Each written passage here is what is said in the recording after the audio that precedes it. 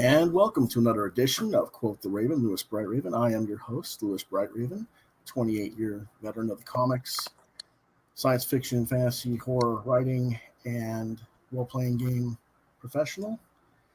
And tonight my guest will be Mr. Ron Randall, also a well-established professional. And before we get to introducing him, I got to do my usual bit of the COPPA,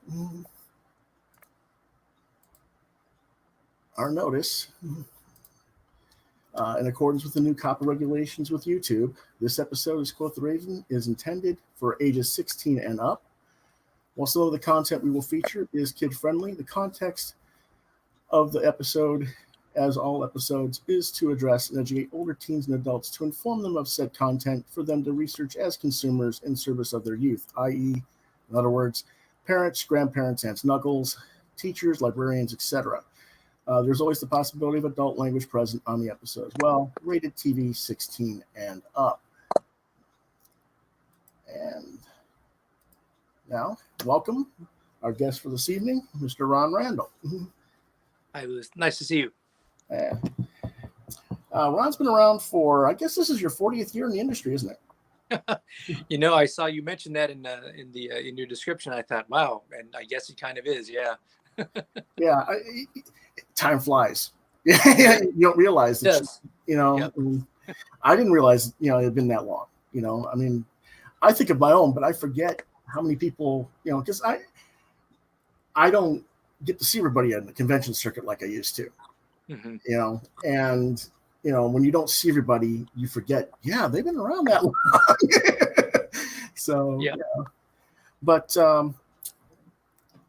you started, we're going to be here tonight talking about your Kickstarter project, which is Trekker, The Complete Journey Volume 1.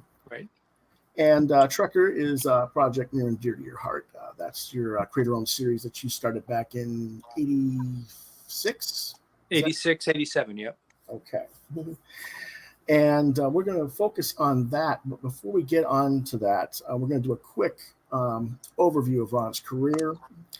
And my camera's off angle. It's always fun to do that. But we're going to talk about a little bit of a early career and get to where you are now. So first, tell us about your early years and what got you interested in doing comics. Well, when I was a kid, when I was a little kid, comics were ubiquitous. There were, Mickey Mouse comics and Archie comics around the house from as far back as I can remember. But then when I was in grade school, I met a guy who became my best friend, and he had a comic book collection that he was working on with his dad, and they had this table set up down in the basement where they had stacks of comic books, and they had sorted them out by different creators. And it probably sounds silly, but I mean, I was like second grade, and I just started taking comic books for granted, the way you would take candy bars for granted when you're a kid. They just come from some machine or something. But when I saw that and heard the way they would talk about it, I realized there are people who do this. That's their job. What they do for a living is they make comic books. And I don't know why, but that just seemed very appealing to me as a kid. So that's kind of when the bug bit. But I was really early. It was really early, yeah. I often say, I mean, it wasn't like I said, oh, this is exactly what I want to be and there's nothing else. But that's when the seed got planted. And as years went by, that interest just deepened over time. And because that epiphany moment that you just described, I didn't experience until I was in high school. Yeah. So I'm saying you got it at a very early age. That's really cool. Yeah. And I don't know why that happened. Why that happened to me, I don't know what it was, but it's given my life, I guess you could say, a certain shape or focus or something that's been very rewarding. So I can't complain about it. Anyway, so that's when the bug bit. By the time I was in grade school and then into high school, I was designing my own characters and drawing my own little stories with friends and stuff like that. But, saying that I wanted to be a comic book artist, I was a kid living in Portland, Oregon, and the entire comic industry was 3,000 miles away in the middle of Manhattan Island. There was Marvel in DC, and that was the comic industry, really. Yeah. If you were serious about it, you wanted to work for those there was guys. Archie, but I mean, yeah, there was Archie, there was Dell and Gold Key, but let's be real here. That was not what the cool kids want to be drawn, at least not for me. Yeah.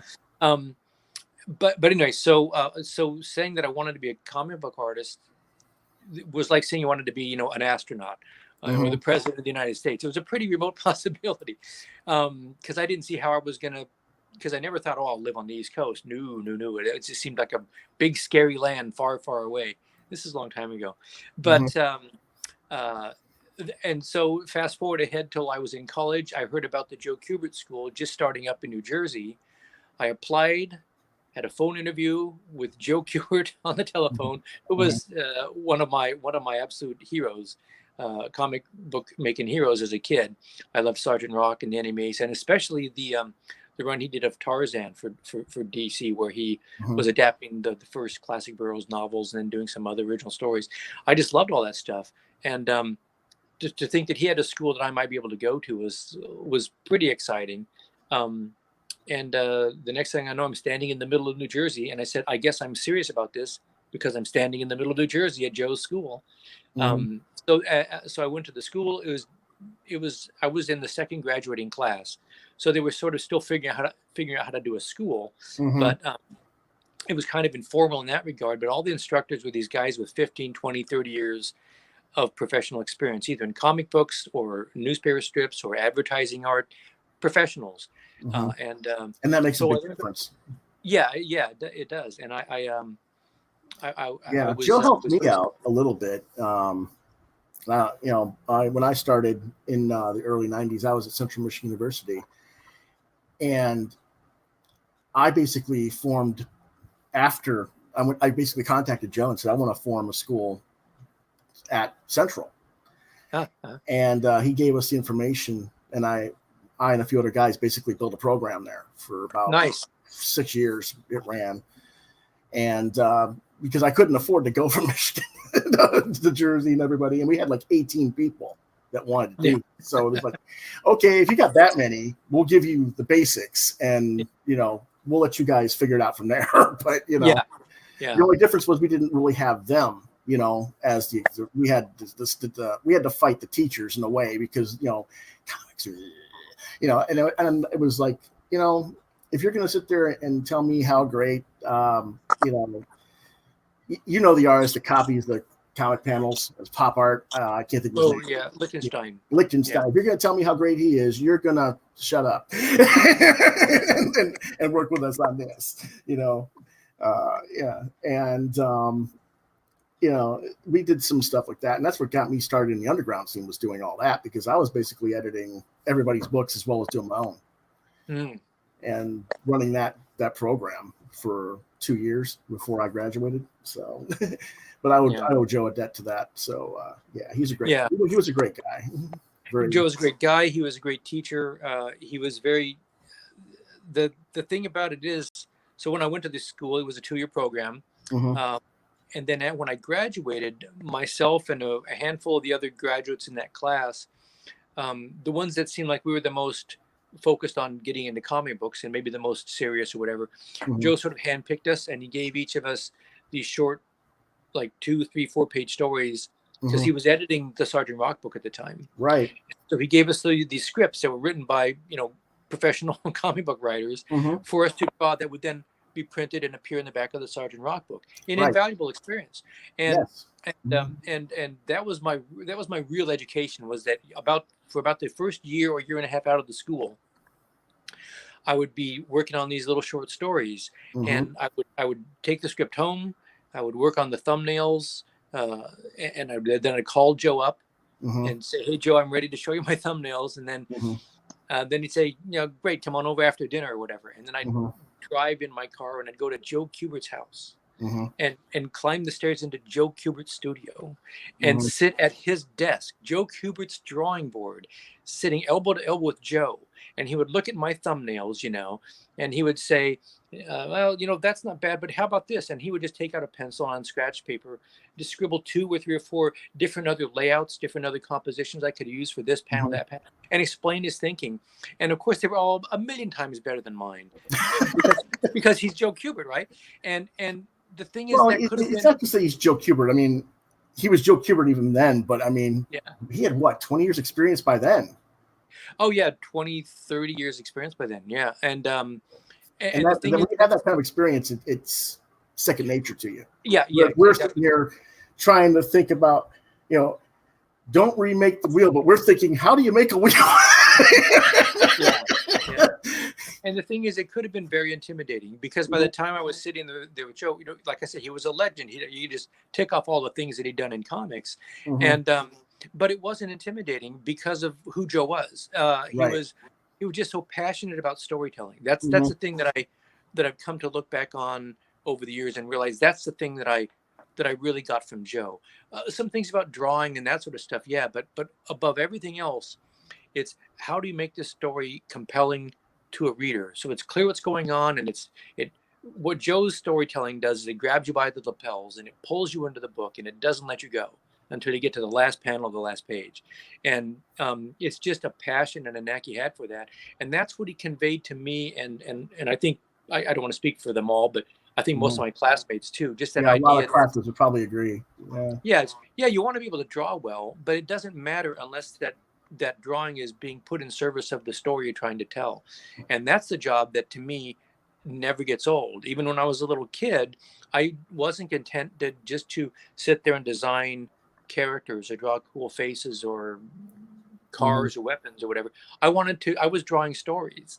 So what I got from Joe most of all was a passion for that and some insights into the craft of how to go about that, how to think about setting up shots and pacing action and all that sort of stuff. Well, speaking of some of that early work, here's one of them. One of your first books actually produced, Unknown Soldier 243. You did a backup story in May 1980. I think this was your first actual work. That's what I hear from people. So it must be so. It's long enough ago now that I did several of those stories. That's not the one that I remember the most clearly, but I have no reason to gainsay that. Yeah, but that was written by Robert Conager, and I don't know the name Jimmy James doesn't mean anything to me, unfortunately, and that's probably because I wasn't into that particular title back then. Tatiana, oh my God, legend. yeah, absolutely. But let's see here. Whoops, wrong thing. Here we go.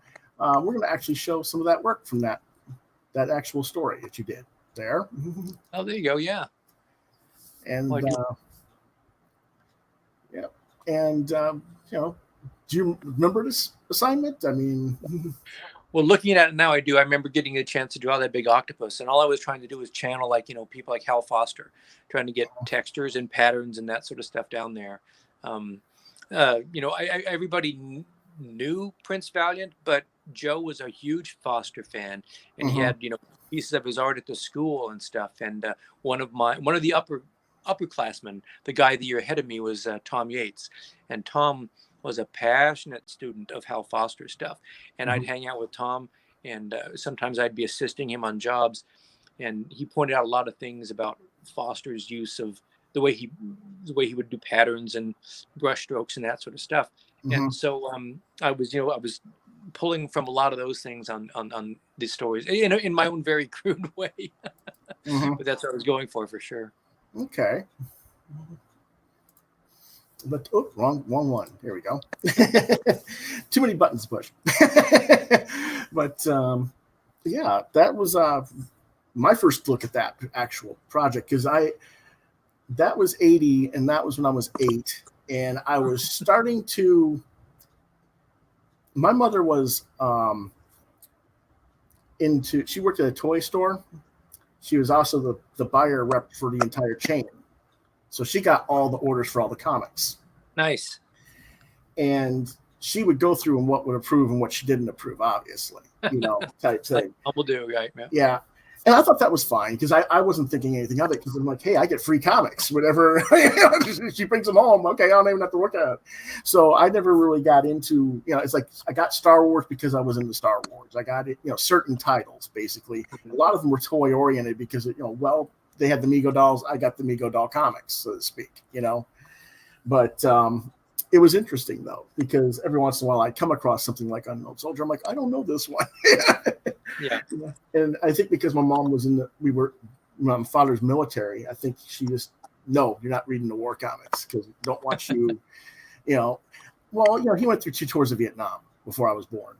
And so for her, when she looks at the war comics, she's thinking what was going on there probably, Sure. Yeah. So I figured, I got it in my head, okay, I don't need to worry about that.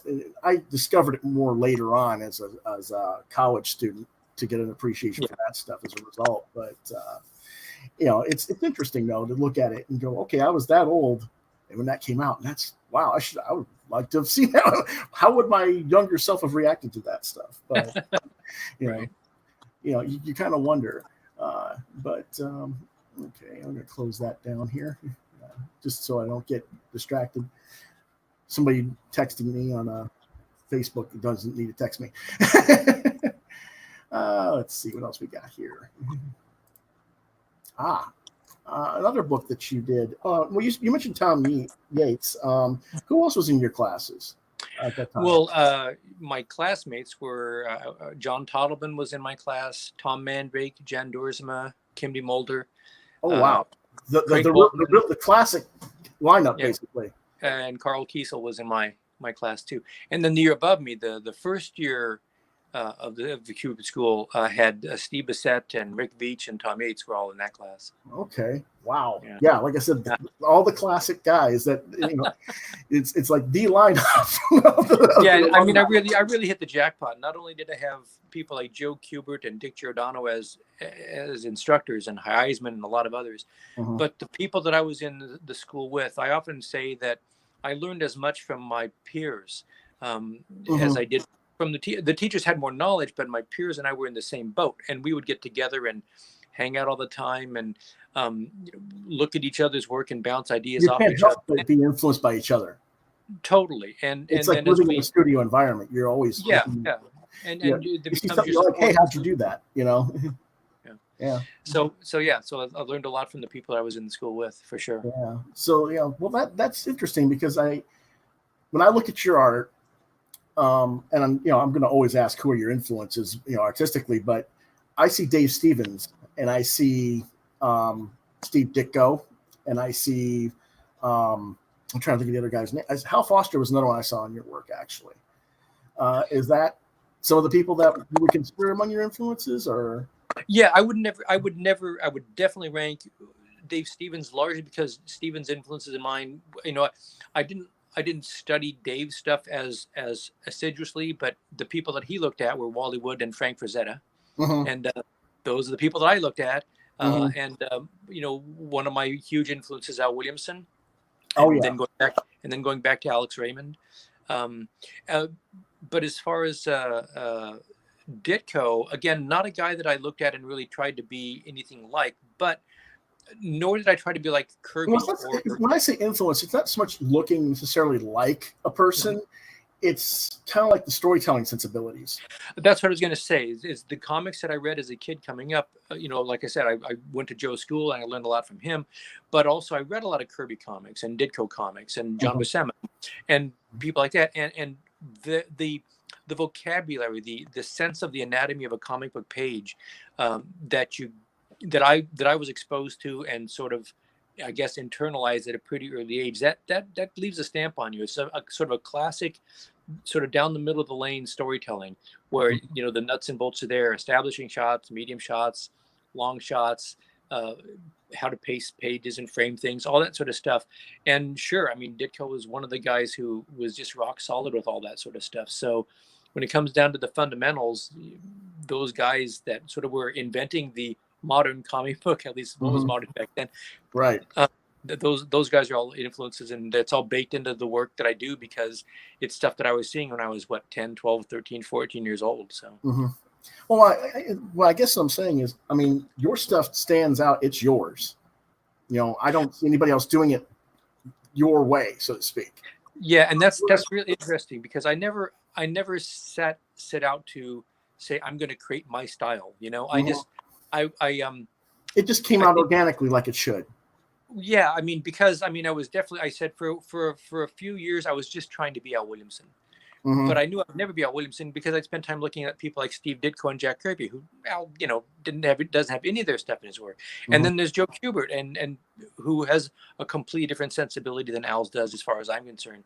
They're both do a lot of illustrated heroic fantasy stuff, but Joe's work is very visceral, and Al's is sort of very cerebral. It's almost detached and elegant, And Joe's is much more feral, much more sort of primitivist in a way, a very sophisticated form of it. Anyway, so all these influences, people that I was passionate about one aspect or another, I would sort of, when I was a young artist, I would try to take them on and try to draw like them. And then over time, I would shed off the stuff that didn't stick, that didn't feel right to me, to my own temperament or personality. I didn't do it in any sort of analytical way. Like you said, it was just sort of very organic. It just happened naturally. And then pretty soon people were saying, "Oh, that's clearly a drawing by Ron Randall." I said, "I don't know what that means," but my own style is sort of invisible to me, I guess. Yeah, but I do know some of my influences. When I started, I was a Bern Perez guy. Yeah. Okay, and you can still see the Bern. I mean, I still say Bernaz when people say, "What's your influence?" Bernaz, Yeah. But my first major show as a professional, I had John and George and Bernie Wrightson basically as a trifecta just tear me asunder and rebuild me.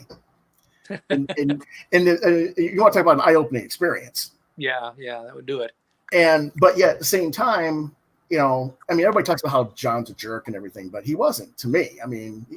I can see where some people see it, but it was like, wow, okay, I learned more in like 8 hours with them over the course of a day than I did in trying to teach myself through Joe's stuff, because we didn't have Joe or Dick or anybody, but it was just that experience was like, okay, now I get it. Now I know I got to do, That's great. It's a great experience. Yeah. So, but yeah, that's, but now it's like people look at me, what's your style? What do you need me to draw? Because I'll be at a convention and you know what a one-man jam is, right? Oh yeah. And you just go from style to style to style. And they just go, how do you do that? It's like, that's what you're supposed to be able to do as an artist, is take what you see and put it on the page, and you're not going to do it exactly like that person, but you can interpret what you see and do something, a facsimile thereof. Yeah. Try to get in the ballpark. Yeah. And, that's what I do a lot. And, unfortunately, that's not appreciated in the industry these days. They want you to be a one-trick pony, it seems like. But a lot of them, at least it seems that way to me. Because look at how many Wildstorm, I don't want to call them Wildstorm. What do you call them? The Jim Lee, all the people that look like Jim Lee and Top Cow and all that, Well, the industry has always had styles that sort of come and go for a while. When Neil Adams hit, he was like a meteor hitting. Everybody was trying to, in one way or another, they were trying to put some Neil Adams into their work. Right. Well, if you go to Byrne, you got to go to Adams, and if you go to Adams, then you got to go to his influences, and that's what I learned. You had to go, backwards and figure out where's the origins of this, and once you learn that, then you can see where everybody's connected, and you have appreciation for everybody. And right, yeah. A lot of kids these days don't get that. They know who they like. Well, yeah, but they have their own. Their roots go to some different places than mine do. They came in with a lot of their influences are from anime and manga, which is a world that I just don't know. It's a world I didn't come up with, and they can speak, some of them, with great passion and information and knowledge and insight about artists that I'm just that I just have real blind spots for. Sure. So I have to give them their head. Certainly. But it's it's great. Well, we can't know every artist there is. Right. Yeah, and it's great when they also have some appreciation for for some of us old school guys too. Right. That's why I kind of tell them, yeah. Well, let's see. Well, after that Unknown Soldier, one of your regular assignments was Iraq Son of Thunder. Yeah, that came about in an interesting way. I between those two, I was doing some of those backups in the Sergeant Rock book and Unknown Soldier, some of those other things, and that led to other short backup stories in other books that DC was putting out. And eventually, I got working with a writer named Gary Cohn, and we did a backup in the Warlord comic, Right. The Baron Earth. And at some point when I was working on that, I got a call from Roy Thomas. I think I got a call from him. But he had seen some of the work I was doing there, and they needed another artist for Iraq.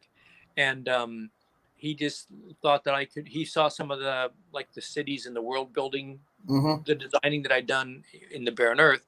And he thought that I could evoke some good sense of, cities and architecture and that sense of adventure and exotic locales and stuff like that, which they wanted to have in that book. So that's how I got Iraq. So I got to work with, Roy Thomas for a while, which is pretty amazing. Yeah. Roy's another one that's a really class act. I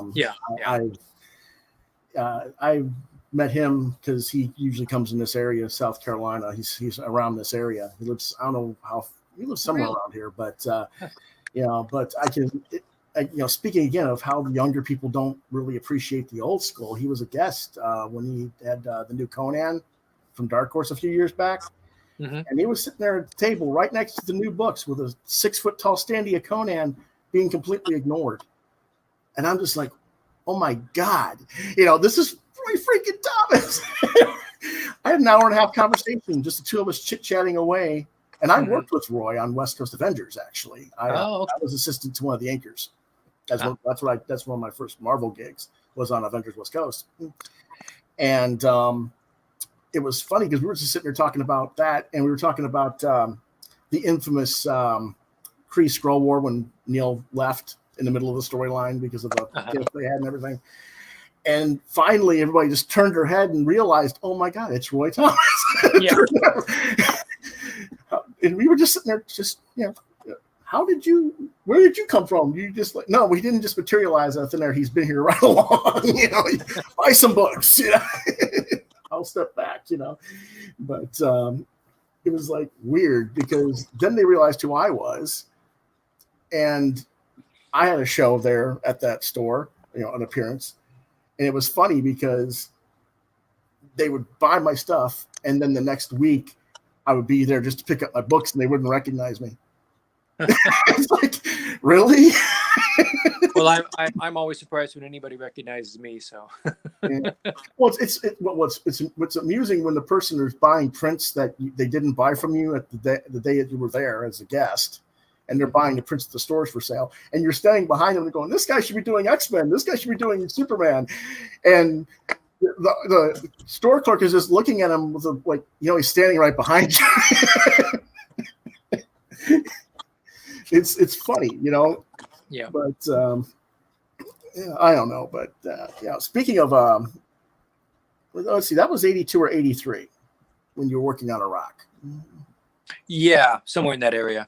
And then you've got the spinoff for Conquerors of Barren Earth, which was a 4-issue miniseries with Gary Cohn. Yeah. And that was 84 or 85. Yeah, I guess 84, I think. Yeah, it's a little bit hazy on the actual dates on these things right now. See, I was thinking, because you have a history of doing a lot of fantasy type comics throughout your career. Was this something that you just gravitated towards, or was just something that they predicated based on what they saw? Yeah, it's funny. I mean, I always had a fondness or whatever for that stuff. I mean, some of that's because of, going to Joe's school. And not only did I already like what he had done with Tarzan and Hal Foster on Prince Valiant, which is another high adventure / fantasy book, and Flash Gordon, fantasy sci-fi stuff. Those are things that I always loved. But I was coming up at a time when it was big, John Byrne on the X-Men and stuff like that, and it was a huge superhero time in comics.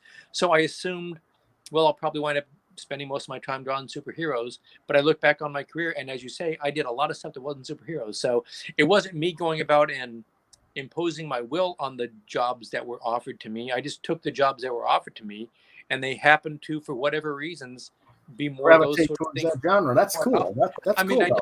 I did have a run on Justice League, and I'd drawn superhero comics. I'd drawn Yeah, Wonder Woman, yeah. Supergirl stuff, but I spent a lot more time doing things like Arak and Warlord, and I did Airboy.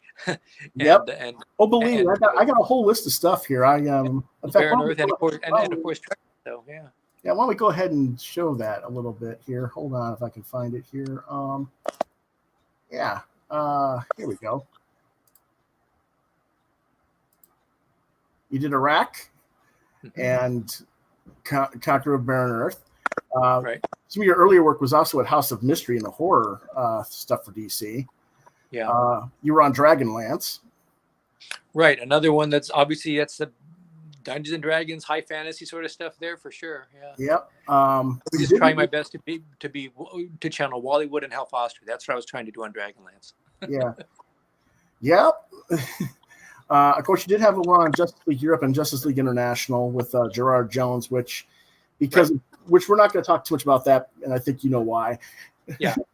But you worked on Batman. You've done a lot of different things. But you've also had a chance to work on Star Trek. You've worked on Marvel characters like Venom and Wolverine and X-Men. I think you haven't done X-Men, have you? No, I haven't done X-Men. What If, right? Just in What If you've done X-Men. Just the What Ifs. I did a What If. I did What If Cyclops married Jean Grey. Right. Of course, now I guess that's now canon, but we did it when it was a What If story. Right. Yep. Yeah, but so you've been around the block, like I've said, but well, yeah. Let's see. And then of course, you mentioned Airboy. There's the Airboy cover you did. Of course, Predator was one of your earlier work at Dark Horse. The World Below you did with Paul Chadwick. Yes, that was a great experience working with Paul. And then more recently, again, high fantasy, so to speak, Tristan and Isolde with Jeff Lemke for Graphic Universe. Yeah, I did several of those. That was an imprint of Learner Books, mostly things like textbooks and stuff. And a number of years ago, they were one of the many book publishers that was trying their hand at doing some graphic novels because suddenly a lot of publishers realized graphic novels were a pretty good way to communicate stories and information to kids. Yep. So they did an entire line of these graphic myths, just myths and legends from around the world in different cultures. And it was mostly just spinning a great yarn, Japanese Amaterasu, sun goddess, and the Chinese legendary characters, and Tristan and Isolde, and I did Beowulf and stuff like that. And again, yeah, I mean, that's just harken back to those classic illustrators whose work I admire so much, and just try to channel as much of that as I could. At the same time, like I said, I looked at people like Kirby and John Byrne, as you'd mentioned, and Ditko and people like that. So my work doesn't have all the poise and grace of some of those other creators, but it might have a little bit more motion or energy that some of those other artists brought in their work. I guess I'm somewhere in that realm. Yeah. Well, another thing that I thought was really interesting was another book that you did called Me and Jill Priest for DC. Yeah. That was released in 1985 with writer Greg Potter, who's probably better known for writing some of the early Wonder Woman that George Perez did when they relaunched Wonder Woman with After the Crisis at DC. I have the ISBN number. It's 978-0930289041 for those of you who might be interested in looking at this thing. And the reason I mention it is I'm going to go ahead and show the whole thing so people can read it a little bit better. In America of the future, the human race is dying out. Due to decades of war, pollution, and disease, human males have lost the power to sire children. People have given up hope. They've given up trying. The laughter of children is now a long-forgotten memory. The wastelands of this once great civilization are now terrorized by gangs of bully boys and strange religious cults. Against this bleak backdrop, one flickering hope begins to burn. It is a man One man who has somehow miraculously been spared the fate of his brethren. He has the power to sire children, to keep the human race from becoming extinct. One fertile man, and he happens to be a priest. Now, the reason I bring that particular series up is because this is 85. And DC kind of repeated it in Vertigo with Brian K. Vaughan's Why the Last Man. Yeah, it was a similar premise, I guess, wasn't it? Yeah. Yeah.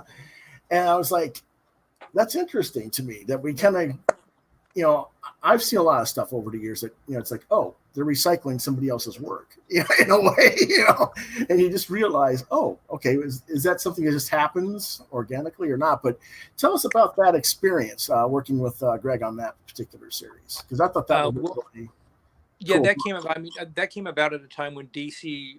We're talking about graphic novels a minute ago, and this is the time back in the mid '80s when DC was I think trying to experiment with different ways to package their stories.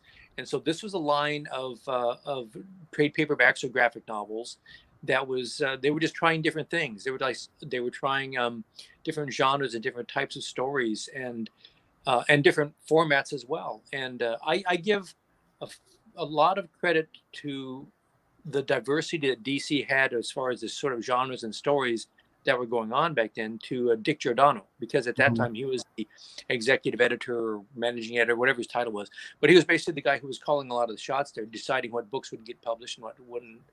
And while Dick was another one of those guys who'd spent a lot of time drawing and inking superhero comics, Dick loved Westerns and he loved detective comics.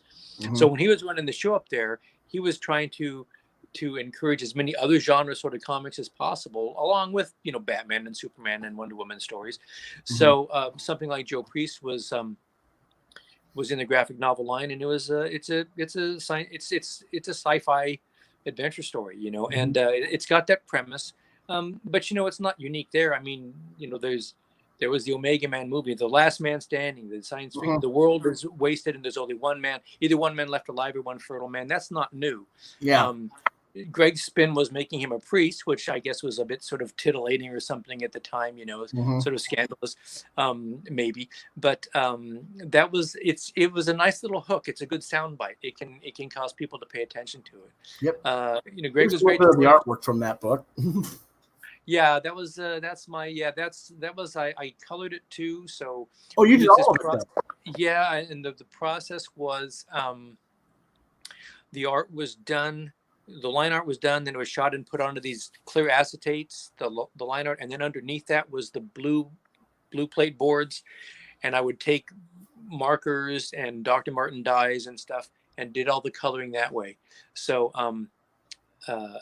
it was a crazy process, and I was just sort of making it up as I went along. I was shooting for sort of a European sort of feel to it with the textures and the inking pattern and the inking patterns that I was using.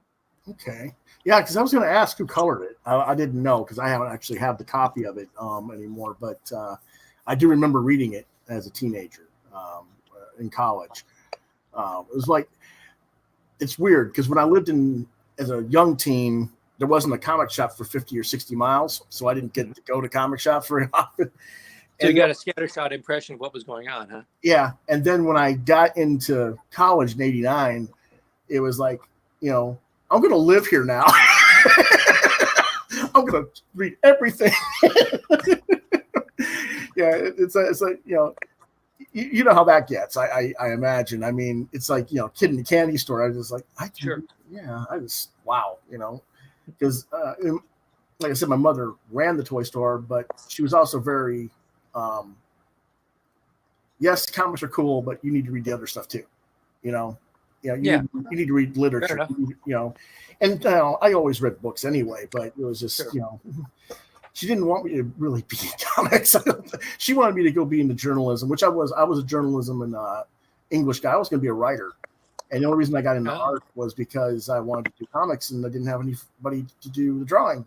Well, if I was going to do it, I had to learn how to do it. Had to do it all yourself, huh? Yeah, that's what you have to do. So, and it was funny because I wanted to take art classes in high school, and they wouldn't let me because I had transferred from one school to the other, and they had a rule, the stupidest rule you ever heard. You didn't take art in your freshman year, you couldn't take it any other years. Oh, that's a shame. And of course, I didn't take it at my previous school because the way this track was, if you took art class, you didn't get the college prep. It wasn't part of college prep. It was a different type of school track. So I didn't take it my freshman year at the other school. Well, you can't have it. So here I am halfway through my junior year, and I'd already tested out as like a junior in college on the SATs. So they were like, my mom's like, no, I'm going to get a court order from the state secretary of education and you're out of here. I'm going to send you to college early. Why waste your time if you're not, they're not going to let you take any classes you do have no experience in and might learn something in. We'll send you somewhere you can learn something. But that was, let's see what else we got here. Okay, well, I guess we'll go ahead and start with the history of Trekker now. All right. And that kind of leads up to it, yeah. Yeah, because it was a lot short later. Your first appearance was in Dark Horse Presents #4 in January of '87. Of course, you created it in '86. It takes a little while to develop these things. This was the first appearance, and this also featured appearances by Paul Chadwick's Concrete, which is probably where you first met Paul. Yes. And James Dean Smith's Boris the Bear. And I don't know if people remember Boris. That's a funny one. I always, later on when you find out, I don't want to spoil things for it, but you don't find out he's an actual bear. He's something else. I was thinking, oh, it's Teddy Ruxpin meets Rambo. But this is the project that we will discuss at length today. And we're here to promote. So let's go ahead and do a little bit of history of Trekker and how that came about. Okay, well, so when last we left our hero here, I was living in New Jersey and getting projects going on at DC and a little bit at Marvel too. But I always wanted to return back to Portland, my hometown, because I liked Portland. And I always knew I wasn't going to live my whole life in New Jersey. So the plan was to be back there long enough to get enough inroads in the industry that I could then move 3,000 miles away from comics, but still be able to keep up a career going. Mm-hmm. So when I felt that I had maybe made enough connections and had relationships that were strong enough to survive the long distance relationship, so to speak, mm-hmm. I moved back home, and it just happened. I moved back home the summer that Dark Horse Comics was starting up. So I was tabling at a local convention my first year back in Portland, and these two tall guys came up to my table where I was displaying some of the art. I was drawing the Warlord book at DC at the time. And they explained that they were trying to get a comic book company, they were starting a comic book company in Portland. It was Dark Horse. It was Mike Richardson and Randy Stradley were the two tall guys talking to me. And they had published their first issue of Boris the Bear. And it was a sort of a satire takeoff on the Teenage Mutant Ninja Turtle thing, and it was like a novelty book or whatever. It was sort of a funny lark of a book, but it exploded. It did really, really well. Mm-hmm. It was very successful. So Mike had some capital behind him, and he wanted to use that, I think, very wisely to at least some of it to pay some established professionals to come and work for his sort of little startup comic book company. And I thought that was a very wise move on his part. Anyway, so he was trying to get people like me to lure us away from a steady gig at DC Comics. I was drawing a regular monthly book at DC Comics. I was kind of like was in the driver's seat, But mm-hmm. And I said, why would I leave this to work for these guys? I didn't know who these guys were. They're starting a comic book company. What, in Portland, my hometown? What? What is that? Mm-hmm. But he said, if you come and work for us, we will pay you your rate, and you can do whatever you want. That was the sentence that he said. And that's like kryptonite too. No, you as a creative cartoonist, you have no resistance to an offer like that. So I just kept thinking about it. Well, he's basically just inviting me to do whatever I want to do, not what I think would be commercial or particularly, that I could persuade somebody to publish, but what would I want to do? So that's how I pitched Trekker. I just said, what would my dream project be? I love science fiction. I'd worked with Gary Cohen on The Barren Earth, and I really liked the strong female lead character. And and I also had, I loved lots of different things about science fiction, Star Wars and Blade Runner, but before that, Star Trek, and of course, like I said, Flash Gordon, everything from swashbuckling stuff to Dune, that great Frank Herbert classic sci-fi novel. So I just tried to, I said, well, if this is my one shot to have it all, I'm going to put everything into this series. So I came up with the premise of a young woman who's a bounty hunter, and the story started off in a very gritty sort of crime noir, sort of Blade Runner-y sort of urban setting, but then she has adventures that travel farther and farther afield. She goes out into the blasted wastelands, and then it's like a story out of, I don't know, Road Warrior, but also a bit like an old Western. And then she take trips off planet and have adventures out in space, and then comes back. And each of these sort of change her, and she grows and evolves over time. We get a sense that the world and the universe is expanding and becoming more complicated than she wants it to be, but that's the way it is. Right. So it's a little bit like Dune, I guess, in that it starts off with a character who's sort of young and just has a certain view of the world, and all that changes as he grows up and realizes that there's big wheels playing in the universe, and that he might have a big part to play in that. And that's kind of the path that my character is on. So that's what Trek is about. It's a long form sort of coming of age story disguised as a series of action adventure stories, because part of me is still 12 years old, and I love spaceships and aliens and crash landings on swamp planets and and all that. But I also am drawn to a story that's about a character who feels real and compelling and alive. And so the thing that I, more than anything else, what I want to achieve with Trekker is that sense that this is a real person, and she's immersed in a real, or at least a believable world that readers can connect with. And you want to go on that journey with her and see how it's going to turn out, and how she changes and evolves over time. So it's my one shot to have it all. Yeah, well, you've had it all pretty much since the beginning with that character, in a way. I mean, yes, it's been off and on. It hasn't been, straight through consistent all these years. Not at all. Yeah. But, that's a big. You want me to talk about that a little bit? Yeah, go ahead. So, so I pitched it to Dark Horse, and again, it was like she's a female character. She's dressed, head to foot in bounty hunter garb. She's not dressed like, like whatever a cheesecake artist or something like that. Yeah, she's dressed like she's going to have to go out and hunt down really bad people, really dangerous people. And she's not a superhero. So, and it was going to be for this little black and white comic book company. It was in science fiction, a genre that didn't sell. She's completely clothed from neck down. Yeah. I mean, I think she's still a pretty good looking woman there, but she's not, But the point is, it was in a lot of ways a very non-commercial job. All those boxes that you could check, it doesn't have any of them checked. It's all this thing could really sell. But when I pitched it to Dark Horse, what they said was, "This sounds fun and cool. Do it." So then I had to figure out how to do it. But it never did find a huge, massive audience. It didn't become like a top-selling title and stuff like that. So she had her own series for a while. But after a while, I was only able to do a short story here or a standalone story there. But like I said earlier, the idea is it's all these stories are supposed to connect in a way that they grow on each other, and she changed over time.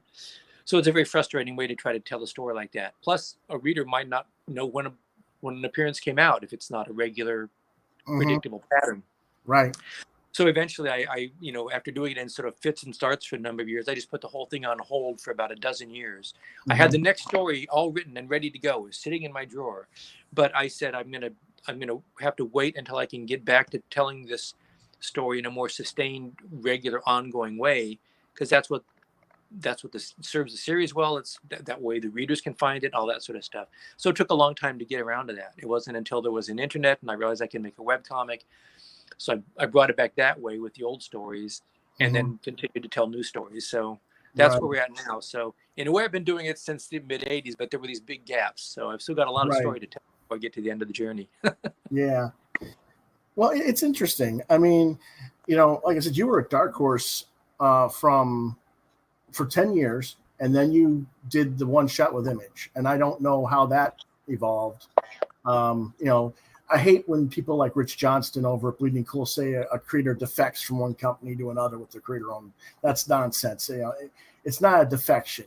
It's business is business. Things happen. Contracts end. People agree to part ways, or they have blowups or whatever.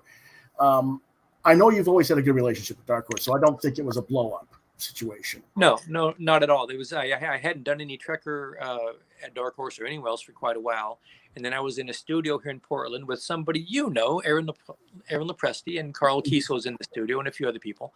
Mm-hmm. And at one point, it was probably Aaron. It might have been Aaron, but one of the other members of the studio was talking with the guys at Image, and this is back in the 90s. Yeah, this is like 96, 95 or 96. Something like that. And we basically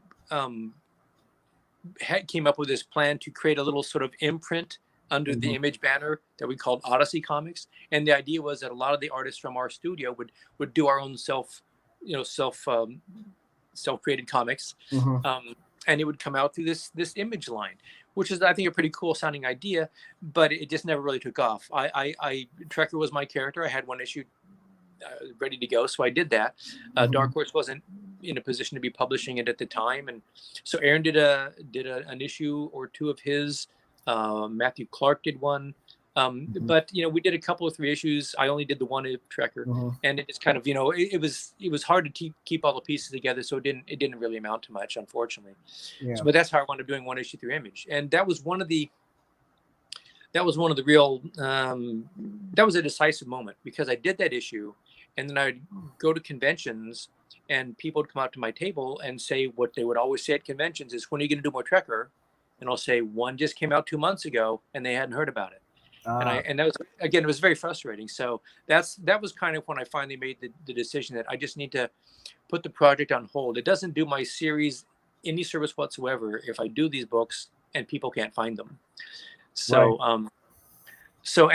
But clearly I hadn't burned any bridges at Dark Horse. I was still doing some work for them. I did a Star Wars miniseries for them and stuff. Yeah. And then years later, when I got back to doing Trekker as a webcomic first, I wound up teaming up again with Dark Horse to bring those old stories back into print again. So it's all worked out okay. Yeah. I people had asked me about that, though. They're like, why did he quit working with Dark Horse? And I'm like, I don't think he really quit working with Dark Horse. I think it was just, a natural progression, Yeah, I was in the studio. This thing happened with Image. It was an opportunity to get back to telling Trekker. Yeah. If it had taken off, I would have kept doing it there, Yeah. But I can remember. I bought Trekker. I bought Aaron's Atomic Toy Box, which later was re-released as Power Cube through Dark Horse. There was Chicks from you guys. Yeah, that's right. And I can't remember if Section Zero came out through that group or that. No, that came out with Gorilla. That was the same era, but that came out through Gorilla Comics, which was it was through Image. So actually, you'd have to get Carl to give you I can't remember all the details. All I remember is it was really. I remember you guys doing the Ash Cam for Studiosaurus and Odyssey, and Section Zero was part of it. And then I guess because Odyssey didn't go well, they still wanted to do Section Zero, and he was connected with probably the guys with Gorilla, and it came out there. It's probably what happened, basically. But that sounds. But it's not that big of a deal. Certainly, I will bring that up with Carl when he's on. I'm probably going to do an unboxing of Section Zero 1959 and Impossible Jones when I get them. That's probably when I'll have him on. But that's been a while yet. He's still working on those, but so let's see here. Have you had any negative attitude towards Mercy, which is the name of the lead character of Trekker, Mercy St. Clair, in recent times? Because recently, I don't know how well you follow the modern comics media, but there's this like anti-social justice warrior movement going on. And there's people like, we don't like anybody who has gay characters. And it just so happens that Mercy happens to have a girlfriend right now. Yeah. It's been a while since I read the earlier stuff. She's bisexual or is she lesbian? I'm not really big on those sort of labels. I try to judge people by their actions. She just has relationships with whoever she has a relationship with. Well, she's got a girlfriend. Her girlfriend's name is Molly, and they're a pretty committed couple. So however you want to choose to define that, that's what it is. But that's been a big That's been a big thing. I when I first created the series, that wasn't in the works from day one. But Right. as the stories went on, it just sort of sometimes writers will say that their characters start talking to them and take control of the stories in a way, and that's to an extent or in a way that's kind of what happened there. It just became clear that there was that that there was a reason that Mercy kept going back to her friend Molly Mm-hmm. for a sounding board and someone to talk to and she Support. and support. And it was just clear that there was a real there was really something in that relationship, and it grew and evolved fairly early on in the series. But I said, well, if this is going to be part of the story, I wanted to make sure that I did it as um, Organically.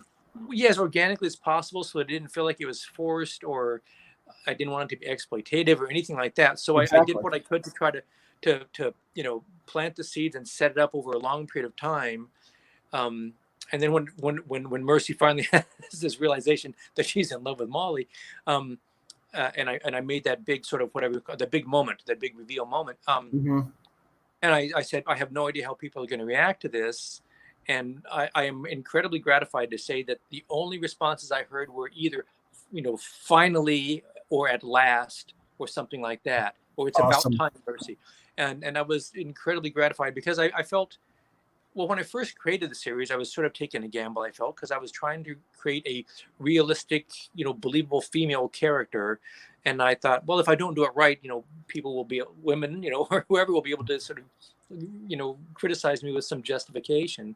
But I heard good. I mean, I would have guys would come into convention and says, "Thank you for creating Trek," or "Mercy is the only character I can get my girlfriend to read," or something like that. So that Yeah. was gratifying. And so I felt a similar, in a way, sense of gratification and relief that I seem to have been able to pull off the Mercy's realization, or whatever you want to call it, because Mm-hmm. it seems like it's been pretty well embraced. Now, of course, there could be people that don't like it, and I just haven't heard from them. Right. Well, that's good too. I mean, but again, this is something, maybe, I think it's weird. I mean, people go, "Oh, they turned Iceman gay." I'm like, no, go back and read the Defenders when Gillis was writing it, and they had the character Cloud that was interested in Moondragon, and he was interested in her, and she had the sex change to a guy and all that, and he kind of freaked out and everything. That's because he was in the closet, kids. Yeah. Yeah, Yeah. yeah. It's like if you read some of the stuff that was under the comics code, it's there. Mm-hmm. It's just that you have to realize it's there. We wrote You can see that today. Yeah. It's like they just bash you over the head with the obvious. you know, and okay, yeah, I don't like being bashed over the head with the obvious. Nobody does. That's just bad writing. And if you want to complain about bad writing, complain about bad writing. But don't say, well, I don't want this in my comic. Because what? That's part of the world. You don't just say, well, I don't want to read about that, or I don't need that in my comics. Because they're not just your comics. They're everybody's. Right. Yeah. And there's plenty of different comics around there. And I think to me, for my impression is this is really the golden age of comics to me, as far if you're a reader, because if you go into a comic shop, I'll just for myself, when I go into a comic book shop, I'm overwhelmed. There's just this tidal wave of comic books, and there's every kind of comic book you can imagine on just about any subject, and executed in just about any sort of format and style that you'd want to find. So if you're looking for a certain type of comic book, you should be able to find it somewhere today, it seems to me. and the scary part of it is, what most comic shops carry is only the diamond market. Well, I mean, in a way, and we have such a larger market outside of diamond now. Well, yeah, in a way, Kickstarter is part of that, isn't it? Really, I mean, it's a way to finance the publication and in a different way, sort of dissemination of your books. Comics have gone through several of these sort of evolutionary steps since the time I got into the industry, for sure. The one I just talked about, when Mike Richardson and Randy Stradley walked up to me and say they were starting a comic book company, that was only possible because a change had happened in the distribution system back in the late 70s. which is why up until then, DC and Marvel had pretty much had control of the way comics were distributed. That's why, whenever a company back in the 60s, another company would like try to make a line of mainstream sort of superhero comics, one reason they didn't work is they couldn't get them on the newsstands because DC and Marvel pretty much, at least this is the way I've always heard the story. DC and Marvel pretty much had control of that territory. And then that all loosened up with the direct sales market, retail comic shops. But now we've got a situation where the distribution is been changed again, and now there's really just Diamond is the one big distributor of those mainstream comics, and so it's very much like what it was before we had the direct market. In some way, I mean, it's different in some ways, but you're right. In some ways, it's similar but different, right? Yeah. But creators, we're restless little buggers, and we'll find a way to get it worked out there one way or another. Yep. Okay, well, let's talk about the Kickstarter. All right. You started the Kickstarter. It's got about a week left on it. Yeah. And let's see if I can find the image here for it real quick. There we go. And it's at trekkerkickstarter.com. It goes until February 20th. It is live now, of course. And this is for the Complete Journey Volume 1. This collects everything from 86 till 2012? No, this collects everything from, well, I guess, yes, I take it back. Yes, it does. The reason I said no was that at first is with Dark Horse, I'll start again. Yes, you're right. So as we said already, I started Trekker at Dark Horse, did it for a lot of years with them, then did the one issue with Image, then was away from it for a long time.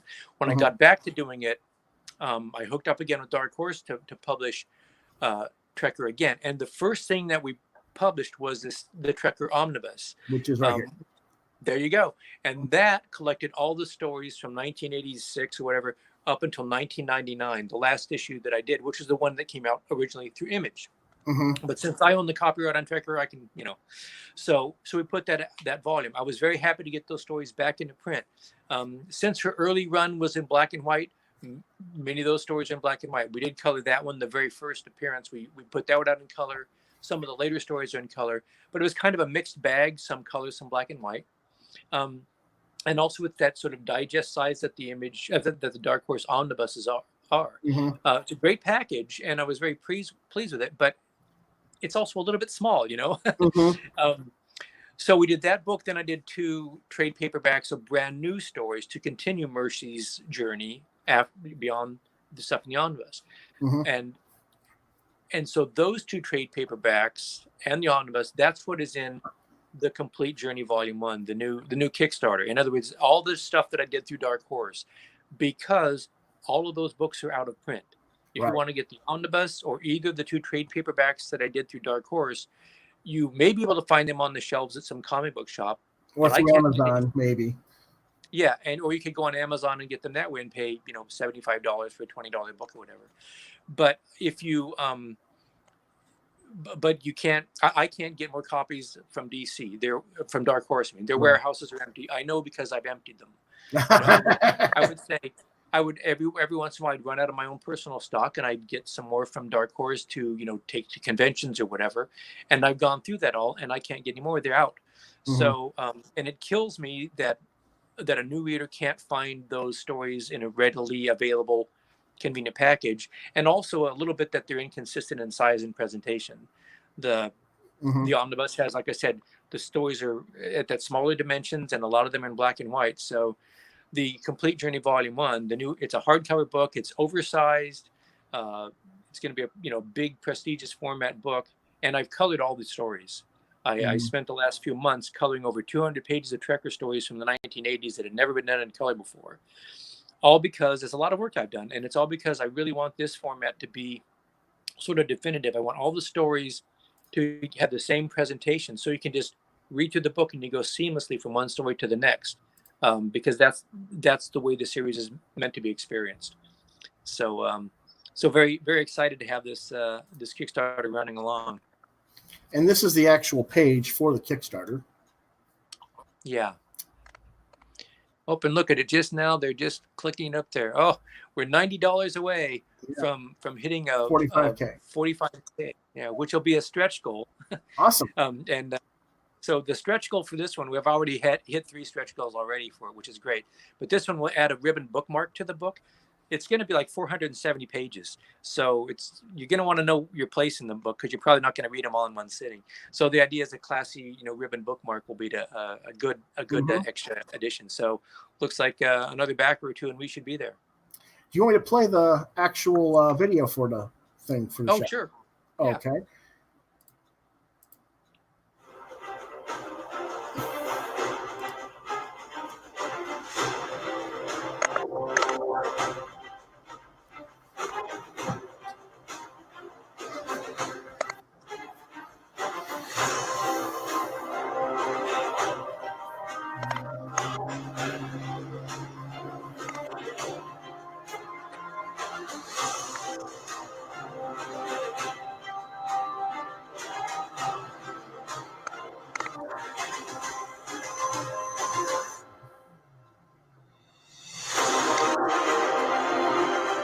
Hi, I'm Ron Randall.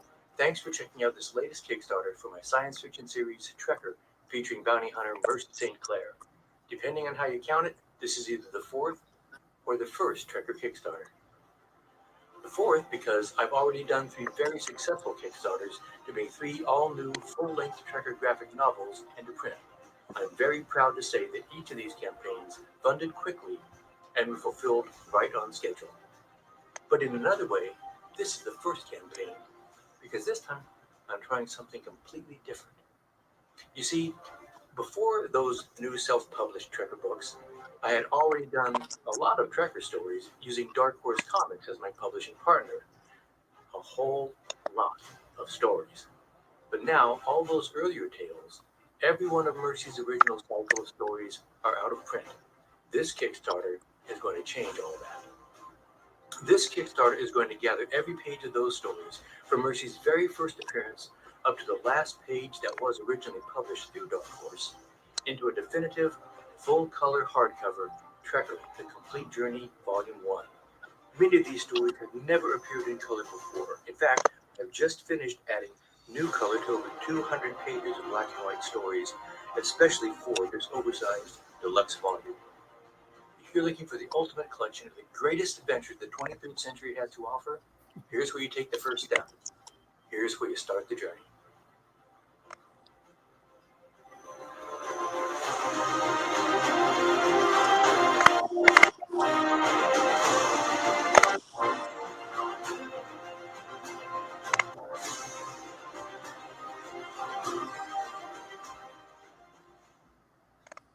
And okay, we're going to quickly cut back here.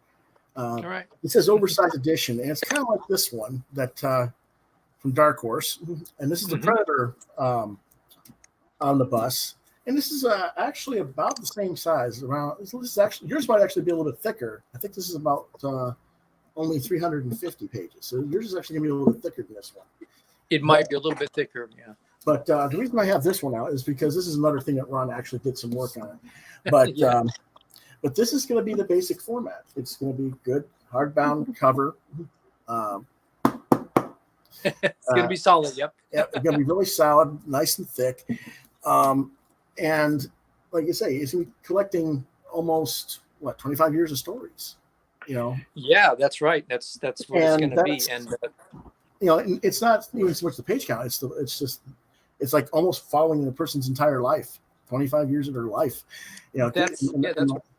That's what I look at it. Not just you as a creator, because your artwork is going to evolve, and we get to see your artwork evolve through the work, but also, of course, the characters and how they evolve through that. Right. Period. Now, in her storyline, it hasn't been 25 years. She isn't 25 years older in the last story than the first story. But gradually she is evolving, if at a slower rate. Yep. Now we're going to take a quick look here on some of these. Like you say, you've had some funded, you've had the full thing funded. You're going into stretch goals, which is good. Right.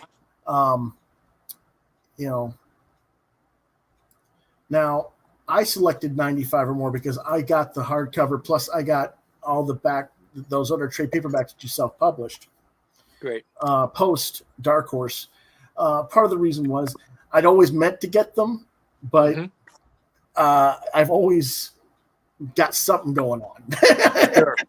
Well, that's exactly why I have that level there. I want people to be able to, not everybody hears about a Kickstarter when you run it the first time. And so one of the nice things about the campaigns is that each campaign, since I printed these books, I can I print additional copies so I can make them available at the next campaign. So if you missed one, then you can get caught up the next time around. So what you'll be getting at that level for $95, you get every page of Trekker that's ever been printed so far.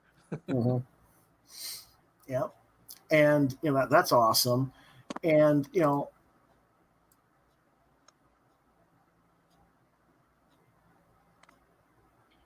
there's just a lot of cool stuff in here. I mean, you can get digital format. You can get, the hardcover itself, just, was $50 alone. But, and $50 might seem like a lot, but, for this kind of, that's typical for this kind of size book and format. Yeah, I'd like to say a couple things about that. That image you just showed there on the project. I'm aware that $50 for some people is a pretty big ask. Especially if it's a project that they maybe have never heard about or at least have never read before. So, right on the campaign page, you can click on a link that lets you get a PDF of the first 24-page story that you can download for free. I think that way people can read that first story. They'll know by then whether or not Trekker is their cup of tea. And there's also trekkercomic.com. Yes, and that's the webcomic where you can go and read. You can sample the waters there too, and see if Trekker is up your alley. But for the $50, you do get like 470 pages of material. That's a pretty good deal, I think. And then for the 95-year level, you get the hardcover and 3 trade paperbacks, and they're all over 120 pages each. So you're going to get, I mean, what's the math there? That's 700-800 pages worth of reading material. So I'm not trying to rip people off here. I'm trying to get not at all. But I also figured if I wanted to do this first hardcover, the primary objective here is to get all the out of print stories back into print. And rather than breaking up and doing it in 2 or 3 smaller volumes, I just thought I wanted to get them all back at once. And this seemed like the best format to do that in. They've already come out as floppies, at least a lot of the earlier stories. They've come out in trade paperbacks. So it's just time to up the ante. And again, getting them all in color and everything. It just felt like it was time to sort of step up to the next level for presentation. So that's the plan. And even if people, I mean, it's Valentine's Day. I've already spent my money for the month on my missus or my girl or my guy, and we get that, ladies and gentlemen, we get that. Even if you don't fund it now, you can go to his store, Etsy.com, shop Ron Randall Art, and you can order the books individually that way at a later time. Absolutely. But, so there's always a method to get these books. This is not, if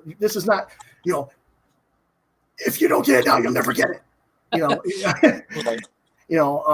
one of the things that a lot of Kickstarter people do. This is the only way you're going to get it. And that's like, no, don't do that, because what I do is I have sometimes like things that you can only get if you support the Kickstarter. There may be an exclusive print, little add-on things. Yeah, add-ons, but not the actual main product. Because what you're doing is you're cutting your own nose off to spite your face. And I see a lot of Kickstarter people doing that. It's like, what are you doing? Well, I come from a world where I was, working for DC or Marvel, where you did a story and it was out there and everybody could get it. So that idea about being available is pretty important. Having the stories available is pretty important to me. That's why I stopped doing Trekker all those years ago, because people couldn't find the books. So what a lot of us Kickstarter creators don't have going for us is we can't get our books distributed through Diamond and get them in all the comic shops. So we have to go this other route of having like an Etsy store, ways that people can find us online and get them. So that's the best solution I've gotten so far. Yeah, it's Etsy or indieplanet.com or lulu.com or something like that maybe. But And that's what's so defining, and people don't realize this, is as big as the Diamond catalog is, and everything that's in Diamond, that's only 10% of what's actually being produced now. The other 90% is either digital exclusive or print on demand through places like Indie Planet and Lulu and Amazon, or we're doing the crowdfunding, whether it's through Kickstarter, right, Indiegogo, Patreon, whatever. And it's usually a combination of factors, like you said, you have the webcomic, which is also supported through your Patreon, and then you have the Etsy store, and now you have the Kickstarter. Right. And people don't realize, well, it's not in the comic shop. It's not in the comic shop. Part of the reason it's not in the comic shop is because the retailers who had the option to get books like Trekker didn't, for whatever reasons. And and we're not here to throw shade on retailers or anything like that. No, not at all. A lot of the times, yes, I am at times on my own when I'm ranting on my own time, but that's me. But today we're not throwing shade on the retailers, because it's not just the retailers, it's how Diamond operates and what they want to focus on, what they want to market. And that's all predicated on corporate dollars and who's greasing the wheel, shall we say. And that's, us individuals, even through a company like an Image or a Dark Horse, it's not enough to make them care enough to market each individual title. And, unfortunately, because of how Diamond operates, the retailers have been trained like monkeys in the way to do the same thing. They market X-Men because, hey, if I buy X-Men, I can get you on 10 X-Men books. If I sell Trekker, it's only one, or if I sell Adventures of Space the Alien, which is one of my books, or Section Zero, or whatever these other individual titles are. And I see that resistance from retailers. And it kind of irritates me because, I think you may have heard recently, Eric Stevenson of Image said there's too many books on the market and they need to cut back. And I know what he's talking about. He's talking about too many X books, too many Superman books, too many Spider-Man books, so on. But he's saying, well, we cut 30% of our stuff at Image. And then Ross Ritchie, who was the COO of, Boom. He said, okay, well, we cut ours. And now Chris Royale and I did saying, well, we're cutting ours. And I'm like, okay, so you're cutting all yours, but what's the point? That's not, it's not so much the number of titles we have, it's the number of stuff that's the same thing, whether it's the IP characters or the creators.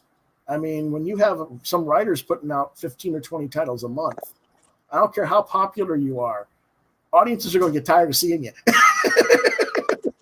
At some point.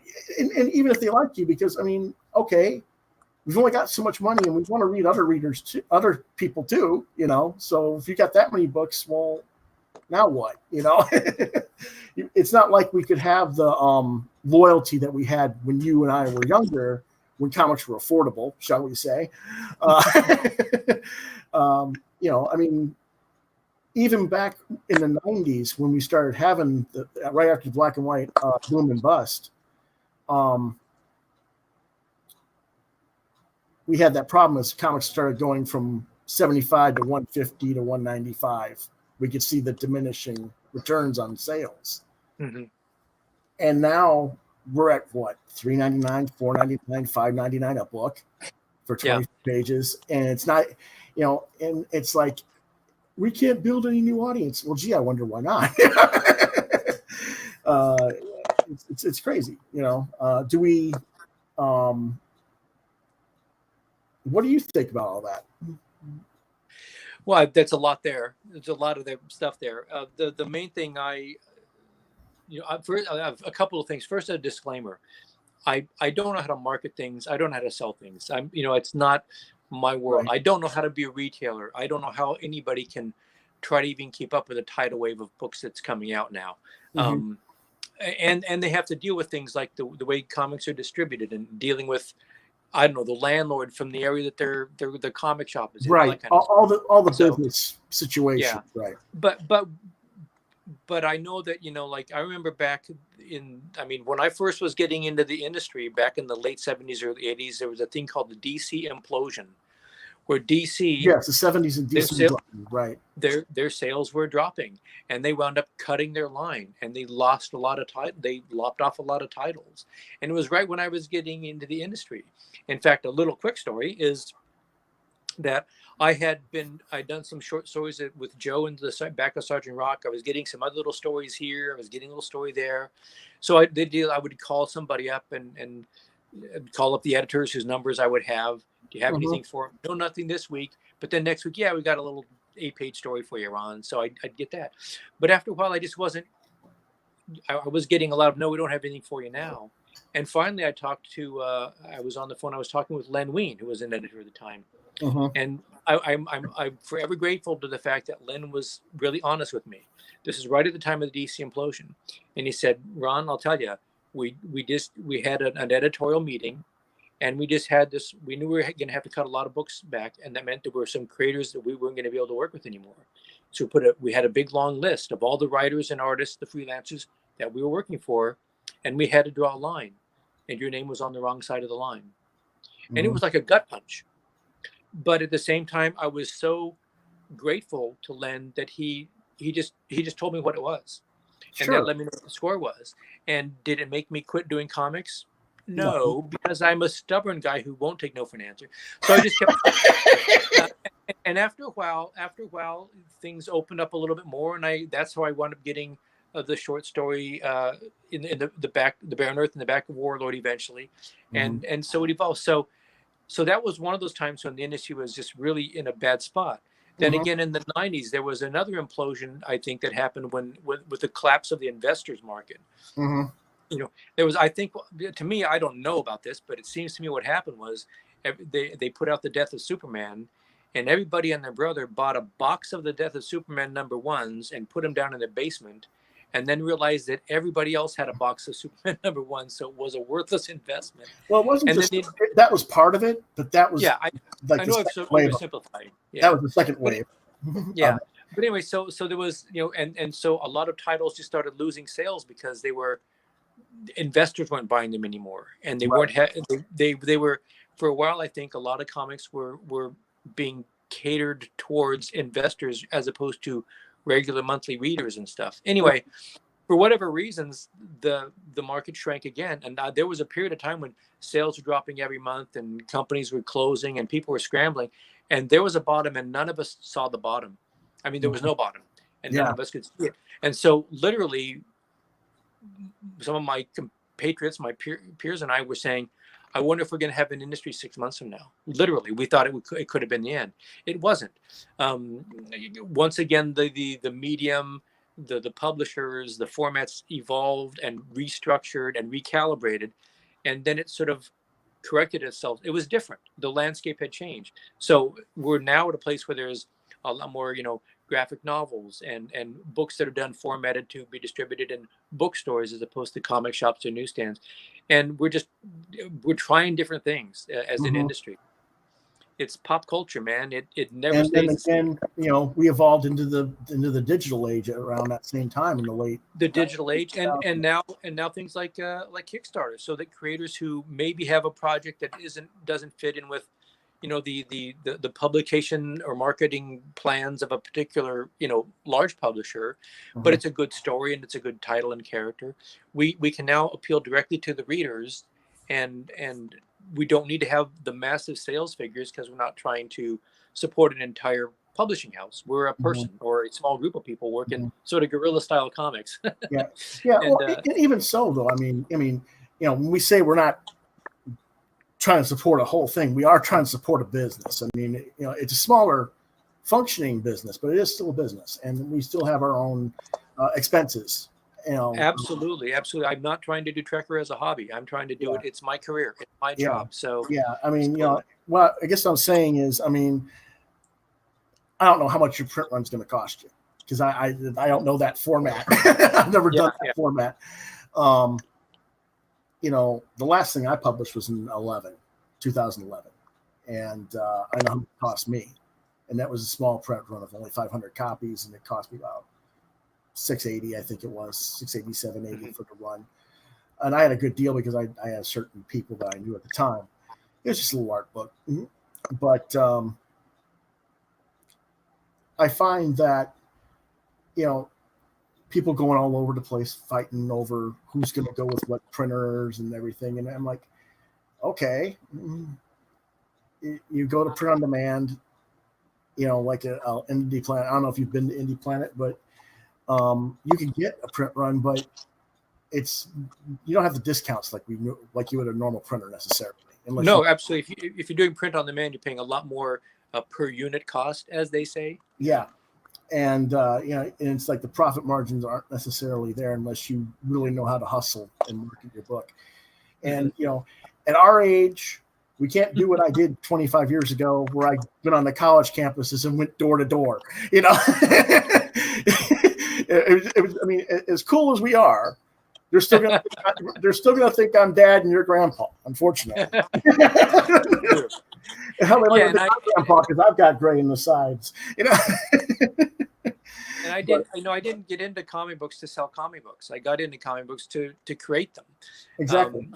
But I want to do my book, and the best way I can find to do my book, with the landscape being what it is right now, is through this route. And using Kickstarter means that I spend a lot of my time doing things like this: interviews, being on social media, the promotional end of things. And that just comes with the territory. And not just that, but in a way, it's better than when we were freelancing, because nobody was promoting us when we were freelancing. Well, yeah, you can have all sorts of stories about that. Yeah, but it's true that certain books might get promoted with a poster or flyers or some information sent from the marketing department from the publishers, but we, the creators, and who we are and what we're about and what we were doing back in that time, we were kind of, it's like we're behind the curtain at Oz, or something, and they didn't know who we were necessarily. And, it's interesting because we've gotten a different wave of, the audience knowing who we are, but not knowing who we are through social media too. Some people, let's face it, a lot of us get angry about a lot of little things on our Facebook pages. I don't know about you, but I try to keep all political stuff off my page, period, for obvious reasons. At least what I hope are obvious reasons. There's other things that, I don't talk about because I don't think people really, first off, it's too personal in a way, but otherwise, I just don't think people really care to know about that sort of stuff. It's like too much information, I guess, TMI. But I see our peers out there just, wow, really? I mean, it's good to know why is Matt Clark or, I can't remember if it was Matthew Clark or the other Matthew. There was two Matthews in Studiosaurus. Yeah, Matthew Clark and Matthew Haley. Okay, Matthew Clark, Matthew Haley. Clark's the one that's been sick lately, right? Yeah, he's got some health issues for sure. Yeah. So I was trying to remember which one was which. I didn't want to misspeak. And I was like, hearing about that is important because that means, okay, if he was to do something with a Kickstarter, I might be more inclined to support him than someone who is doing a Kickstarter, but he already has 2 or 3 image books out, or 4, or whatever. It's like, you got your shit. This guy needs it more. All things otherwise being equal. I think that I wish more people did that rather than just be a diehard dyed-in-the-wool fan of everybody. I guess because I learned that from being a third-degree burn victim. If you know what that is, John Byrne victim. He calls his fans burn victims. Gotcha. Dad. And third degree burn victim is to have everything he ever did, in his career type thing. And I was like that from 84 to about 2000. Yeah. I have everything that John did in his career from 1972 or 73 until about 2001.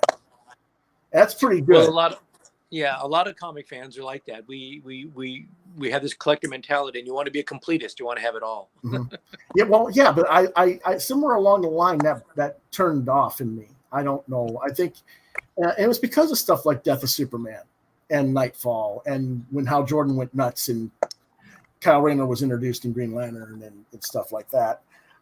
Claremont got fired off of X-Men in the early 90s there. And I was just like, these stories aren't very good.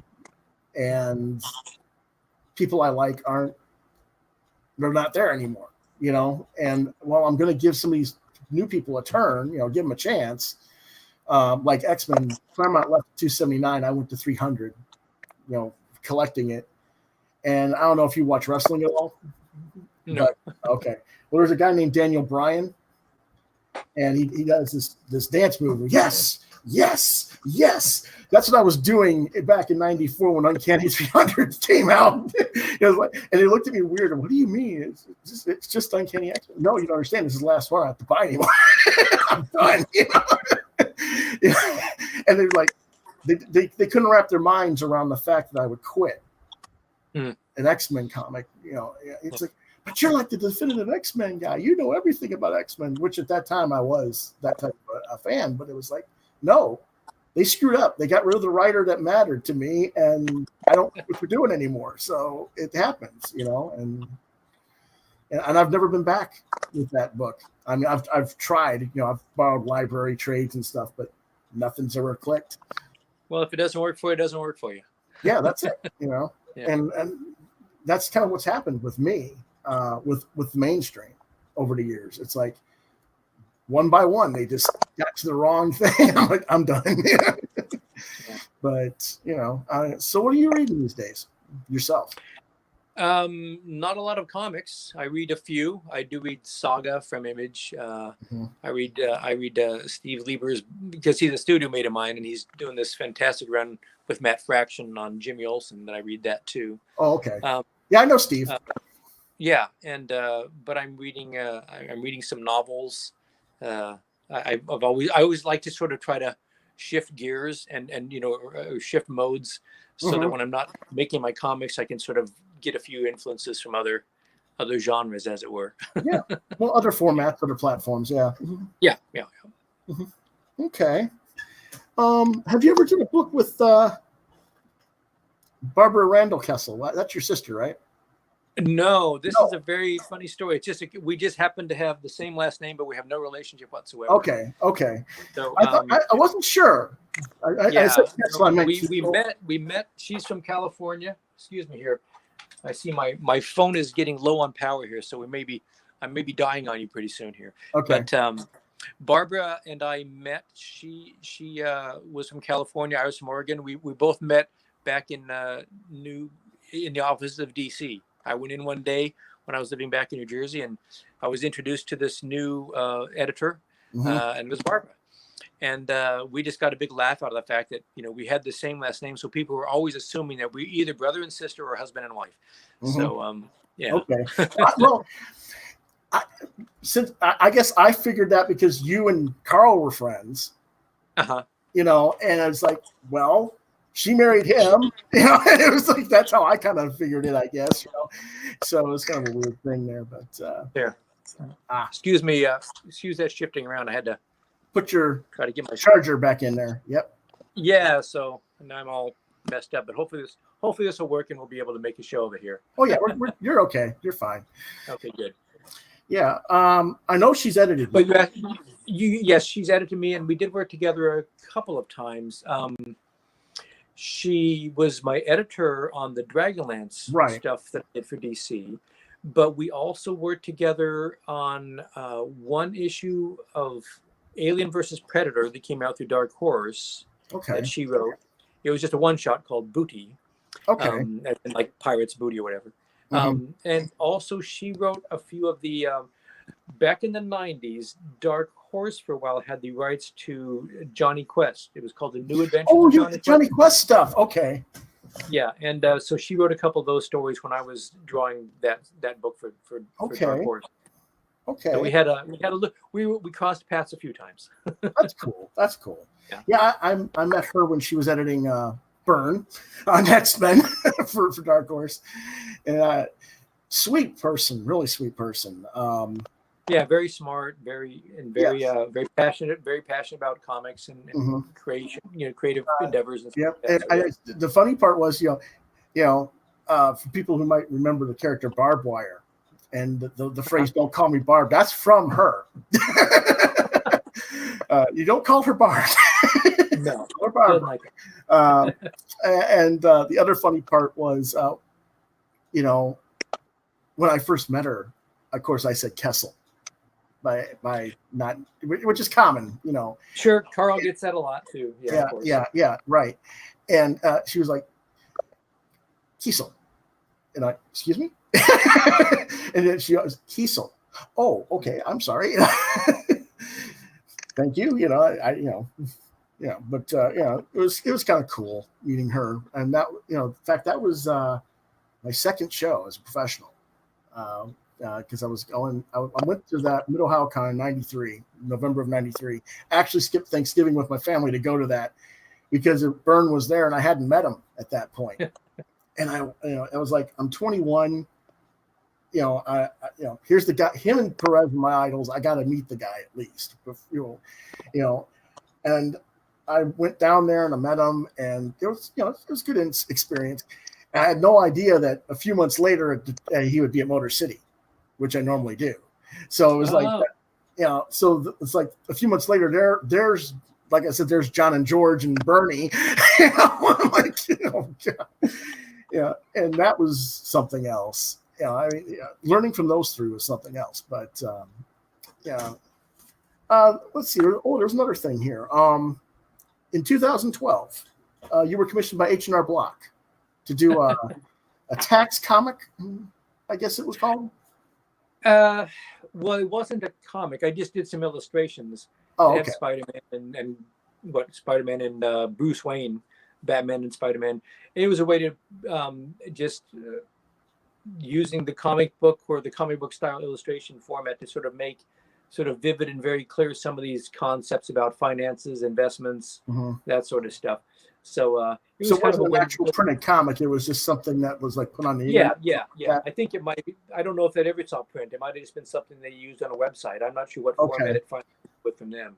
Okay. But it was just a few drawings I did. It was fun to do. It was doing that thing that Will Eisner was such a advocate of, which is that the comic book format, using these vivid, very clear graphic illustrations and some text, you can put those together, and it's a great way to convey information about a lot of things. Okay, that's cool. Even tax stuff. Yep. And that was for Travis Pelkey. So if you ever get around to watching this, Travis, that's your question. That was from, he actually mentioned your Kickstarter over on a website called Atomic Junk Shop. Okay. And he mentioned that thing. And he's like, does anybody know anything about that? And I'm like, well, I'll find out. So basically we've already seen it then, because somebody found the link online to it. So that's probably all there is of it, is what was on the link. So that's, I think that's, as far as I know, that's the only form it really came out in. Yeah. Okay. Well, let's return real quick back to the Kickstarter. All right. Give us a little bit more information on that. Let me see here. Hide that. Let's see. We've got, where do we want to start here? Okay, I selected the complete package for the all the new stuff, as well as the collection for all the Dark Horse material. But you don't have to do that. First off, you can actually pledge without a reward of any kind. You can pledge any amount of money you'd like. And it doesn't have to be, it says 120. You can put in any number you want in there, just because, you want to support Ron. Yeah, I mean, people put in $1, $5, $10, whatever they want to. Yeah, Exactly. The $15 or more digital intro track is a digital intro, which is 100 pages. yeah, roughly 100 pages. That's the first. That would be the first 4 stories that I did through Dark Horse, and those were all 24 to 27 pages long. So it's a little over 100 pages of work you get there. 4 complete self-contained Trekker stories. I figured that if $15 is a pretty reasonable breaking point for somebody that wants to get a good feel for things. It gives me a little bit of support, and it gives them some stories to read. Mm-hmm. Then the next one down, the $25. That's where you get the entire all the content of the hardcover, except you're just getting it in a PDF form. So Mm-hmm. it's the digital version of the book. Okay. Mm-hmm. And that's over 450, probably closer to almost 475 pages now. Yeah, at least 470. Yep. And so that's going to be a huge file. Well, we'll probably have to break it down over the course of a few, I suppose. Yeah. Yeah. I work with somebody who helps me with that, the technical aspects of all that. Yeah. But that's a cool thing, and that's only $25. Right. I mean, I'm not one who likes to read on a tablet myself or on the screen necessarily. I do it for stuff that's exclusive to the digital side, right. But it's not my favorite thing personally. But that's me. A lot of people love to read stuff on their tablets and on their phones and stuff. So this might be the thing for you, and it doesn't cost as much as the printed version. Right. Of course, $50 or more, you get the hardcover edition. Right. And now I let me just jump in, if you don't mind, and just mention that what we've done with the stretch goals that we've achieved already. So the first stretch goal was adding more content to the book. Mm-hmm. So the book at 450 to 470 pages, that's all the stories. And the added content are things like the very first sketch that I did designing the character, the big formal first pitch art that I did to pitch the idea to Dark Horse, posters, alternative covers that have never seen print before, just a whole bunch of extra rarities. That's all included in the book now. Okay. We put a cover spot varnish on the cover. We're embossing the cover, so it's, and again, it's a big book. Look how big this is going to be like. Yeah, it's going to be this type size and this thick, if not thicker. And that's a good inch and a half. That's a good inch and a half thick there, right there. So, you're getting a good hefty book for your money. and so the idea of the stretch goals are to make that book sort of bigger and sort of fancier, a nicer artifact, something that's going to feel even better to hold in your hand and put on your shelf and all that sort of stuff. Just a few extra features to make it, to make it more of a big event, I guess I'd say. Mm-hmm. And at $65, you get both the hardcover and the PDF version. And people might say, well, why would I buy both? Well, part of the reason you might buy both is because you keep the hardcover to look at as a collector's item, or put it in your bookshelf, and keep it in good shape, and you read it online, or you might share that PDF with someone else. Mm-hmm. Or just have it on your tablet, so when you're taking a trip someplace, you can have the book with you and that stuff. Then exactly. Yeah. 75 is retailers rewards, and I think that's a really cool thing.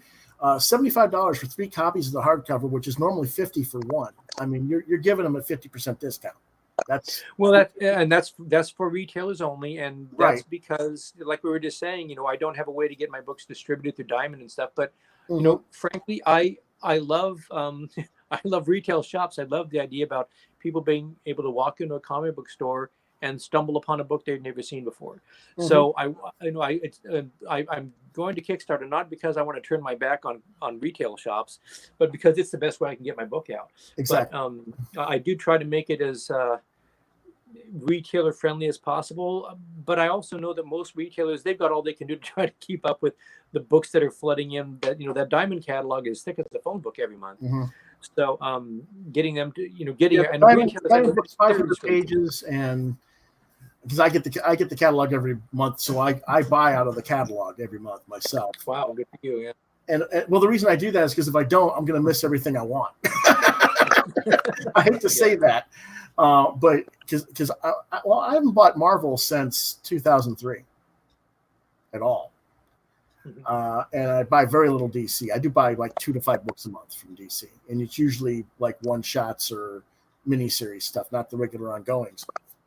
But everything I get is creator owned.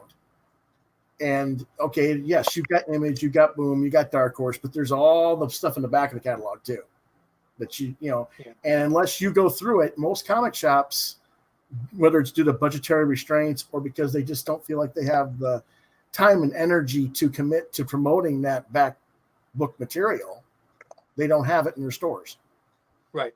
Yeah. Because they feel like it's, if I can't promote it and make it sell, then why carry it? That's a lot of the attitude. And, that's something I do butt heads with retailers on. I mean, to me, I agree that publishers have to help you promote, but I also feel like you're the ambassador of our art form. It's your job to promote all of what we are, Well, to the extent that they can, but they've got a lot of material in those stores. It's asking a lot of them to keep up with it all. Well, no. I'm not saying you do it all by themselves. Like I said, we have to give them tools, and a lot of people don't. And and I understand why they're complaining, but they don't need to complain. It's funny. Part of the reason Marvel has such a huge market share is because my LCS, my local comic shop, gets all these Marvel posters and bookmarks and stuff every week. There are no DC posters. There are no Image posters. There's no Dark Horse posters. And I'm like, well, gee, no wonder that they're, everything. If you walk into the front of the store, it's Marvel posters or rock band posters. There's a music shop and comic store. That's what the front of the store looks like. And I asked him, well, why don't you have any other books? He goes, because nobody sends me anything. I can't put up posters they don't send me. So, that's a lesson that I think the publishers need to realize. If you want to get your stuff out there, you have to kind of market it too and help them market it. But, it is what it is. Let's see. Okay. Like I said, I think 3 for 75 is a great price for that. I hope that you got 10 backers. I wish I'll try and get some retailers to pay attention because I appreciate it. Because retailers, I know retailers resist a lot of Kickstarter stuff. Unfortunately, I don't know why, but it's like I did something like I bought 6 copies of another party's stuff, and I took it to my LCS. And he goes, "Well, that doesn't sell in my store because I already tried." And I'm like, "How did you try it?" Because this is the first time this came out. And the previous stuff, I know you didn't have because you weren't here when it came out. So I was a little bit annoyed with him, but whatever. Yeah. Anyway, the next one is hardcover Trek and limited edition print for 125. And that might take a little bit of explaining to do. So it's this is something I only heard about from somebody else who done a Kickstarter. And he used this phrase, a tipped in print, which I had not heard of before. It's a printer's phrase. And that's for when you've got a book that's printed on a certain type of paper. Mm-hmm. But if you've ever, like if you read a book that's got it's, just text, mm-hmm. and it's printed on sort of regular, sort of pulpy sort of paper. But then there'll be a plate in there that's on a glossier paper that maybe has like a reproduction of a painting on it or something mm-hmm. like that. Mm-hmm. Well, clearly that's printed separately than the other stuff, and mm-hmm. then it's bound into the book, and that's a tipped-in. That's called a tipped-in page. So it's like a print, but it's actually physically part of the book. So it's kind of cool, and it requires a whole couple of extra steps in the production process and assembling. So it's a more expensive thing. So that's so I'm making that's my limited edition version of the book that has this special tipped-in print that'll come signed and numbered. Limited to 200 copies of those total. So, that's yeah. All right. Okay.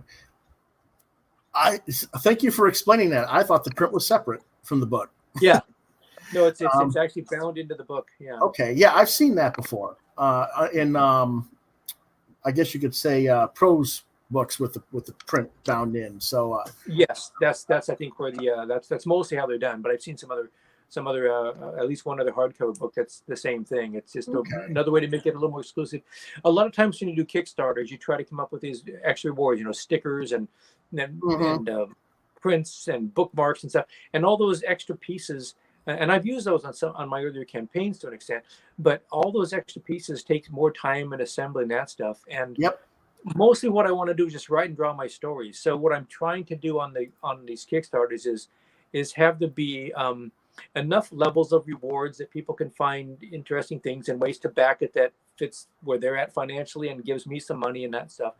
But I don't want to have so many things going on that when the campaign ends and I've got months worth of work to deal with this person about getting that thing made and this person about how to ship it all. And I try to keep it as simple as I can so that my task of getting it fulfilled and out to the backers as quickly and efficiently as possible can happen, so I can get back to writing and drawing the stories, which is what I want to be doing. Yeah. Now this is cool. This is very cool. You're offering a Making Comics consult for $175, where you get the complete hardcover, a digital PDF, and a 1-hour conversation, the discussion of their work with you. Yeah. When I first launched the campaign, I made 3 of those slots available, and they all went very quickly. So just a day or two ago, I decided, well, I'll add a couple more of those slots. And the way I describe it is, if you're like in the Portland area here, we can get together and do this in person over a cup of coffee or something. Right. But otherwise, it can be done, via Skype or whatever. Right. And it can be anything from basically sort of like a portfolio review, if you want me to look at somebody's artwork, or reviewing maybe you're trying to put together a pitch or a proposal of a series, or developing a concept. I can give you feedback on that. Maybe you want to run a Kickstarter and you've never done that before. Well, by now I've gotten 4 Kickstarters experiences. I've learned a lot of things. So it's just an hour to pick my brain or to let me give you some ideas and thoughts. Yeah, absolutely. I think that's cool. There's so many people in this stuff that like the comics gators. I don't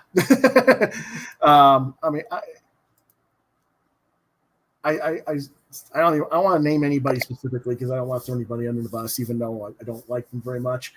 We try to be positive here on the program, but I've watched them kind of like throw other creators who are trying to do Kickstarters under the bus. Like, they're doing it wrong. Well, if they're doing it wrong, go help them. What do you instead of, snarking and making fun of them, but then those same people are the same ones who think comics are being ruined because of SJWs. So, well, my approach on this all, and it's one that I think Carl and I talk about this sort of stuff a lot, because we're really good friends. We've known each other for a long time, and we're traveling similar paths. We did a lot of work at DC and Marvel back in the day. But now we're largely trying to forge our own paths through Kickstarter to get our own projects, our own passion projects out. And Carl, is a big believer in, and now I am too, this, we call it the Kickstarter creators community.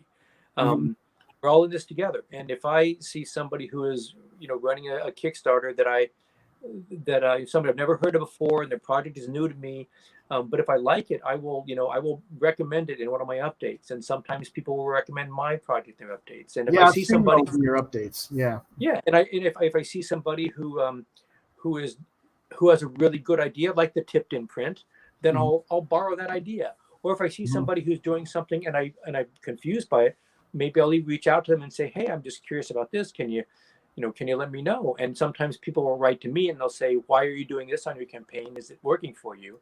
I think that sharing information, because the more people that do good quality Kickstarters that succeed, the better it is. If people get on Kickstarter and they crash and they burn or do a bad job, to me, that can sort of taint the platform for everybody. So I think it's in my best interest to have people succeed on Kickstarter. Right. So that's the flaw. I mean, that's temperamentally, that's who I am. I tend to be sort of a positive guy or whatever. I don't need to name the person. I think you know who I'm referring to, probably. I mean, it's one of the bigger names of the, little clique group that tends to be getting the focus on them lately. But I mean, he was just doing a conversation with his art team about his licensed comic that he's putting out now. And he just started taking down another creator right in the middle of the conversation who has a podcast. And he's like, well, he's a nice guy. And then, but and I'm like, what? He's an ally. What are you doing? He's sitting there. He's always praising you. And you just sit there and throw him under the bus. It's like, that guy, that's the person I just want to punch in the face. You know? I hate to say, but you know, it's like, come on, man. You know, it's no wonder the guy is so controversial and disliked by so many, because the way he presents himself at times, you know, if he just chilled out, you know, a little bit, you know, but, you know, I don't know, but yeah. Okay. You got $225 for the ink wash Trek, which is actual. You got one left of that, and that is an actual inked commission of a character of the person's choice. That's a reasonable thing. Or you want to add an ink wash commission to another pledge level. That's $160 for the ink wash commission separately, and that's a good price. You know, people don't know what an ink wash commission is. It's not just a straight up line art sketch. There's a lot. It's inked in line work, you know, black and white, and then I use a gray an ink wash, which is like a gray value. Right. You add a lot of. It adds a gray tone. It adds a gray tone. It gives the art more dimension to it, and and stuff. And, you know, that's actually something that usually takes a lot more time than a traditional sketch does as a result. So, you know, either paying the $225 or getting $160 and adding, that's really a reasonable price. I know a lot of people these days are kind of, you know, weird on what they want to pay for stuff for art, but, you know, you're talking about a one-shot original here, you know, folks. So that's a good deal. Let's see what else you got here. The full color track. Watercolor commission for $400. Okay, that's even better. It's 12 by 16, so that's a full comic book page size. That's a big one. Yeah. So and I love doing watercolor pieces. You know, mostly I work for most of my career. I've worked in black and white. So, and then Trekker, now I'm coloring it, but of course that's all digital coloring. So getting able to take out, you know, actual watercolors and work on watercolor paper and stuff, it's, it kind of reminds me of the projects I do like back in art school and stuff like that. So, there's something special about working on with the analog tools and on real paper and stuff like that. That's great to do. And fielding commissions is always a blast because you never know what somebody's going to request from you. A lot of times it's, you know, characters I've never drawn before. I just one last year of like Judge Dredd. I had a blast. I never knew how much I was going to enjoy drawing Judge Dredd before, but I'd never drawn him. So, it's fun to be surprised about that real quick about the commissions. Is there any restrictions to that? Because I mean, I've been asked to draw some things, and it's like, no, I'm not drawing Kitty Pryde nude in a bubble bath with Lockheed. Fortunately, I haven't been. I mean, when I'm asked for commissions, it's because of my background and the sort of, you know, style of people and the projects I've been associated with. But people tend to ask me for stuff that's sort of, you know, already in the vocabulary and the range of what I normally do. Okay. Once in a while, somebody will ask for something, and I'll say, no, I'm just not really comfortable doing that one. And usually they're very, then let's do this instead. And usually people have 2 or 3 good ideas. Cool. Yeah. But you know, but there's always somebody who's to ask you some weird things. Like I said, that's one of the more recognizable things, I guess you could say, I've been asked to do. Yeah. But, well, we're closing in on the 2-hour mark, and I said an hour and a half, and you have your lovely wife who's waiting for you for dinner. So, folks, I want to thank you for watching. Those of you who have here and those who will watch in the future. Again, we are with comic creator Ron Randall. You can go to his website, trekkercomic.com, to see a preview of the Trekker comic from the beginning or even the current story arc. Hold on a second here. remove that and add the other.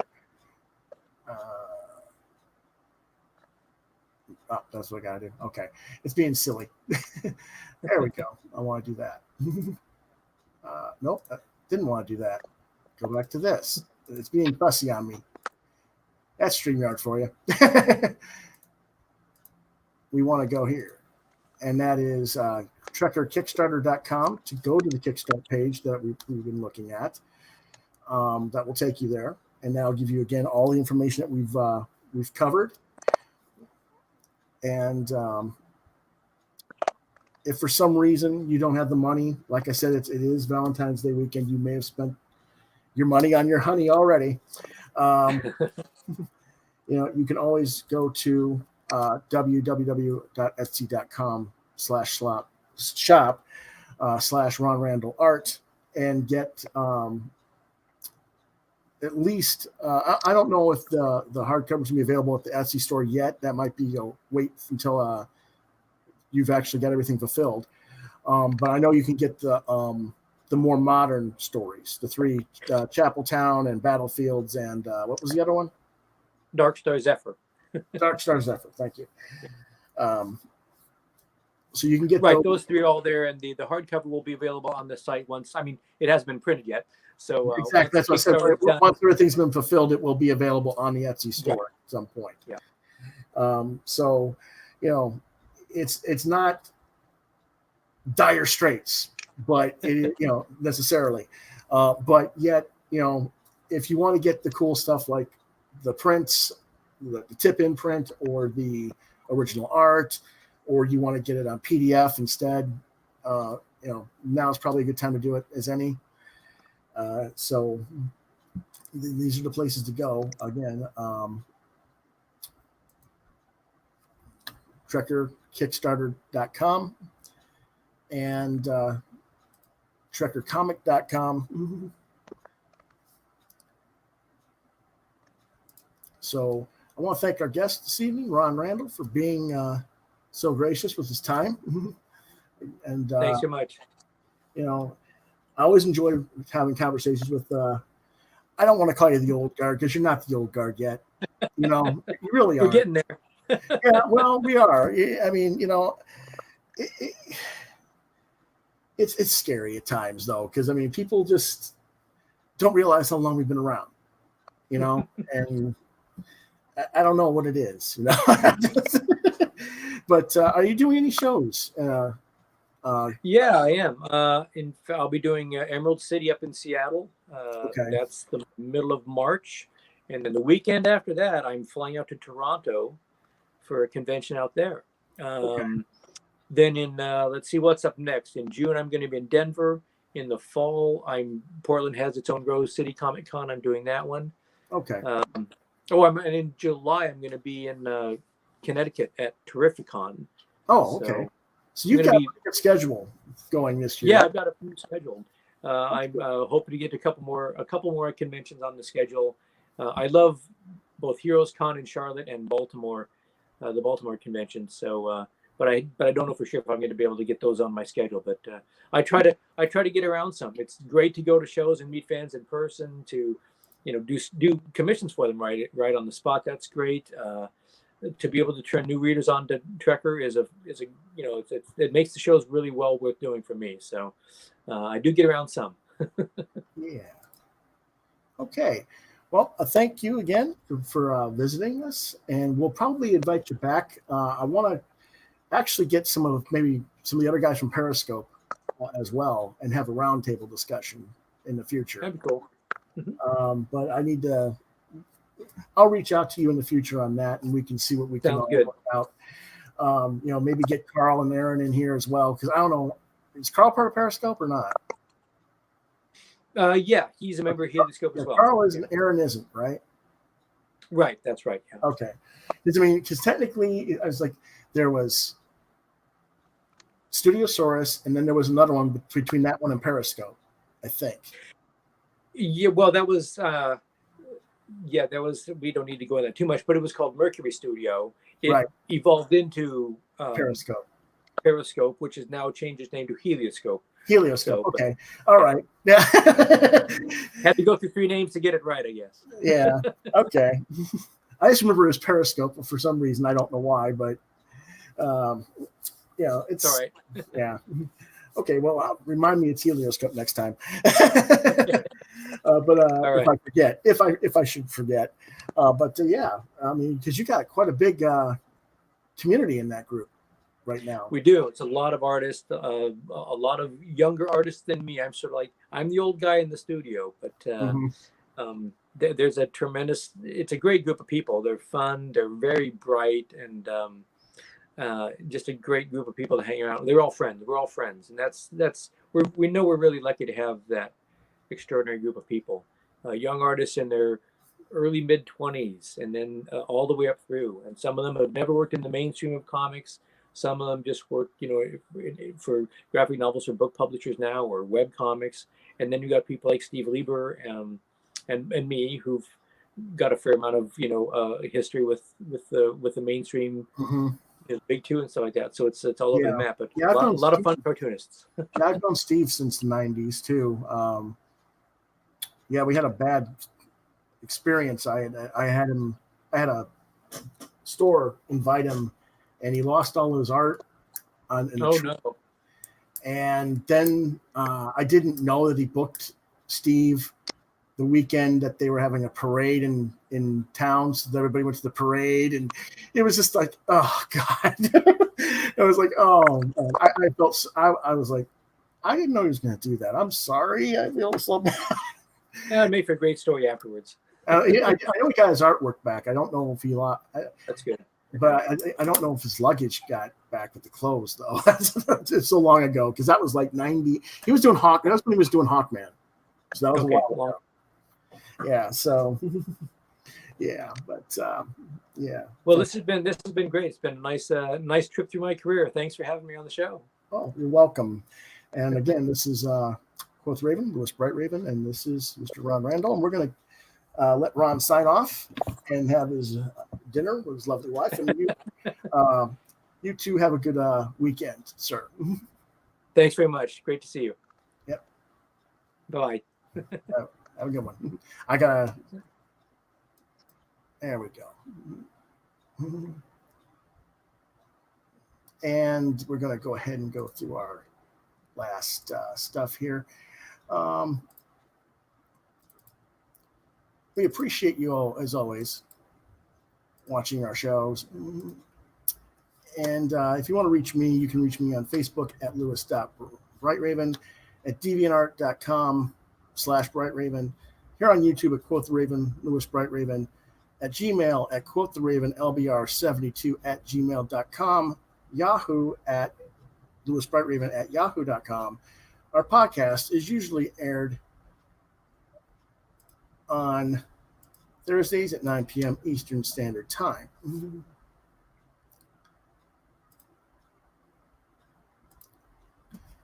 Next week, we're going to probably come back with our regular format of reviews and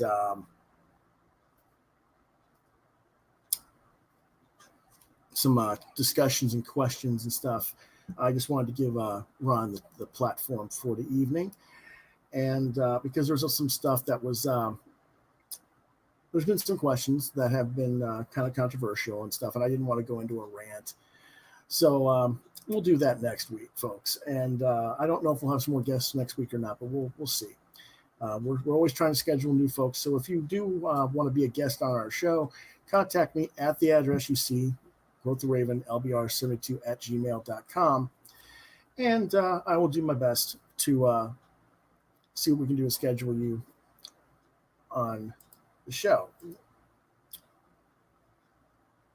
Just clearing up some things here. And so I'm going to do something real quick here. Whoop.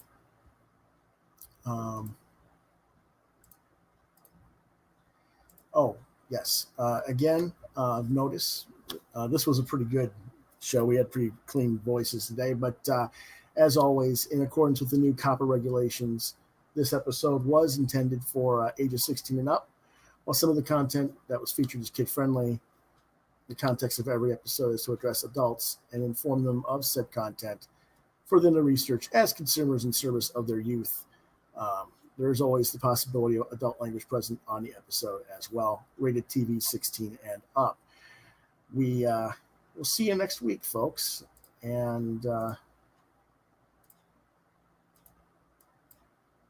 my computer's playing silly games again. It doesn't want to play the music. I don't like it when it does this to me.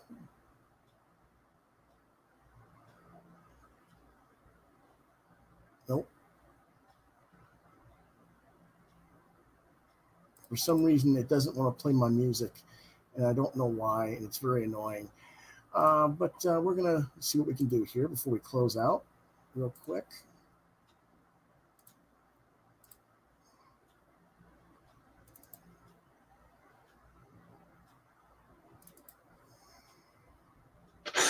There we go.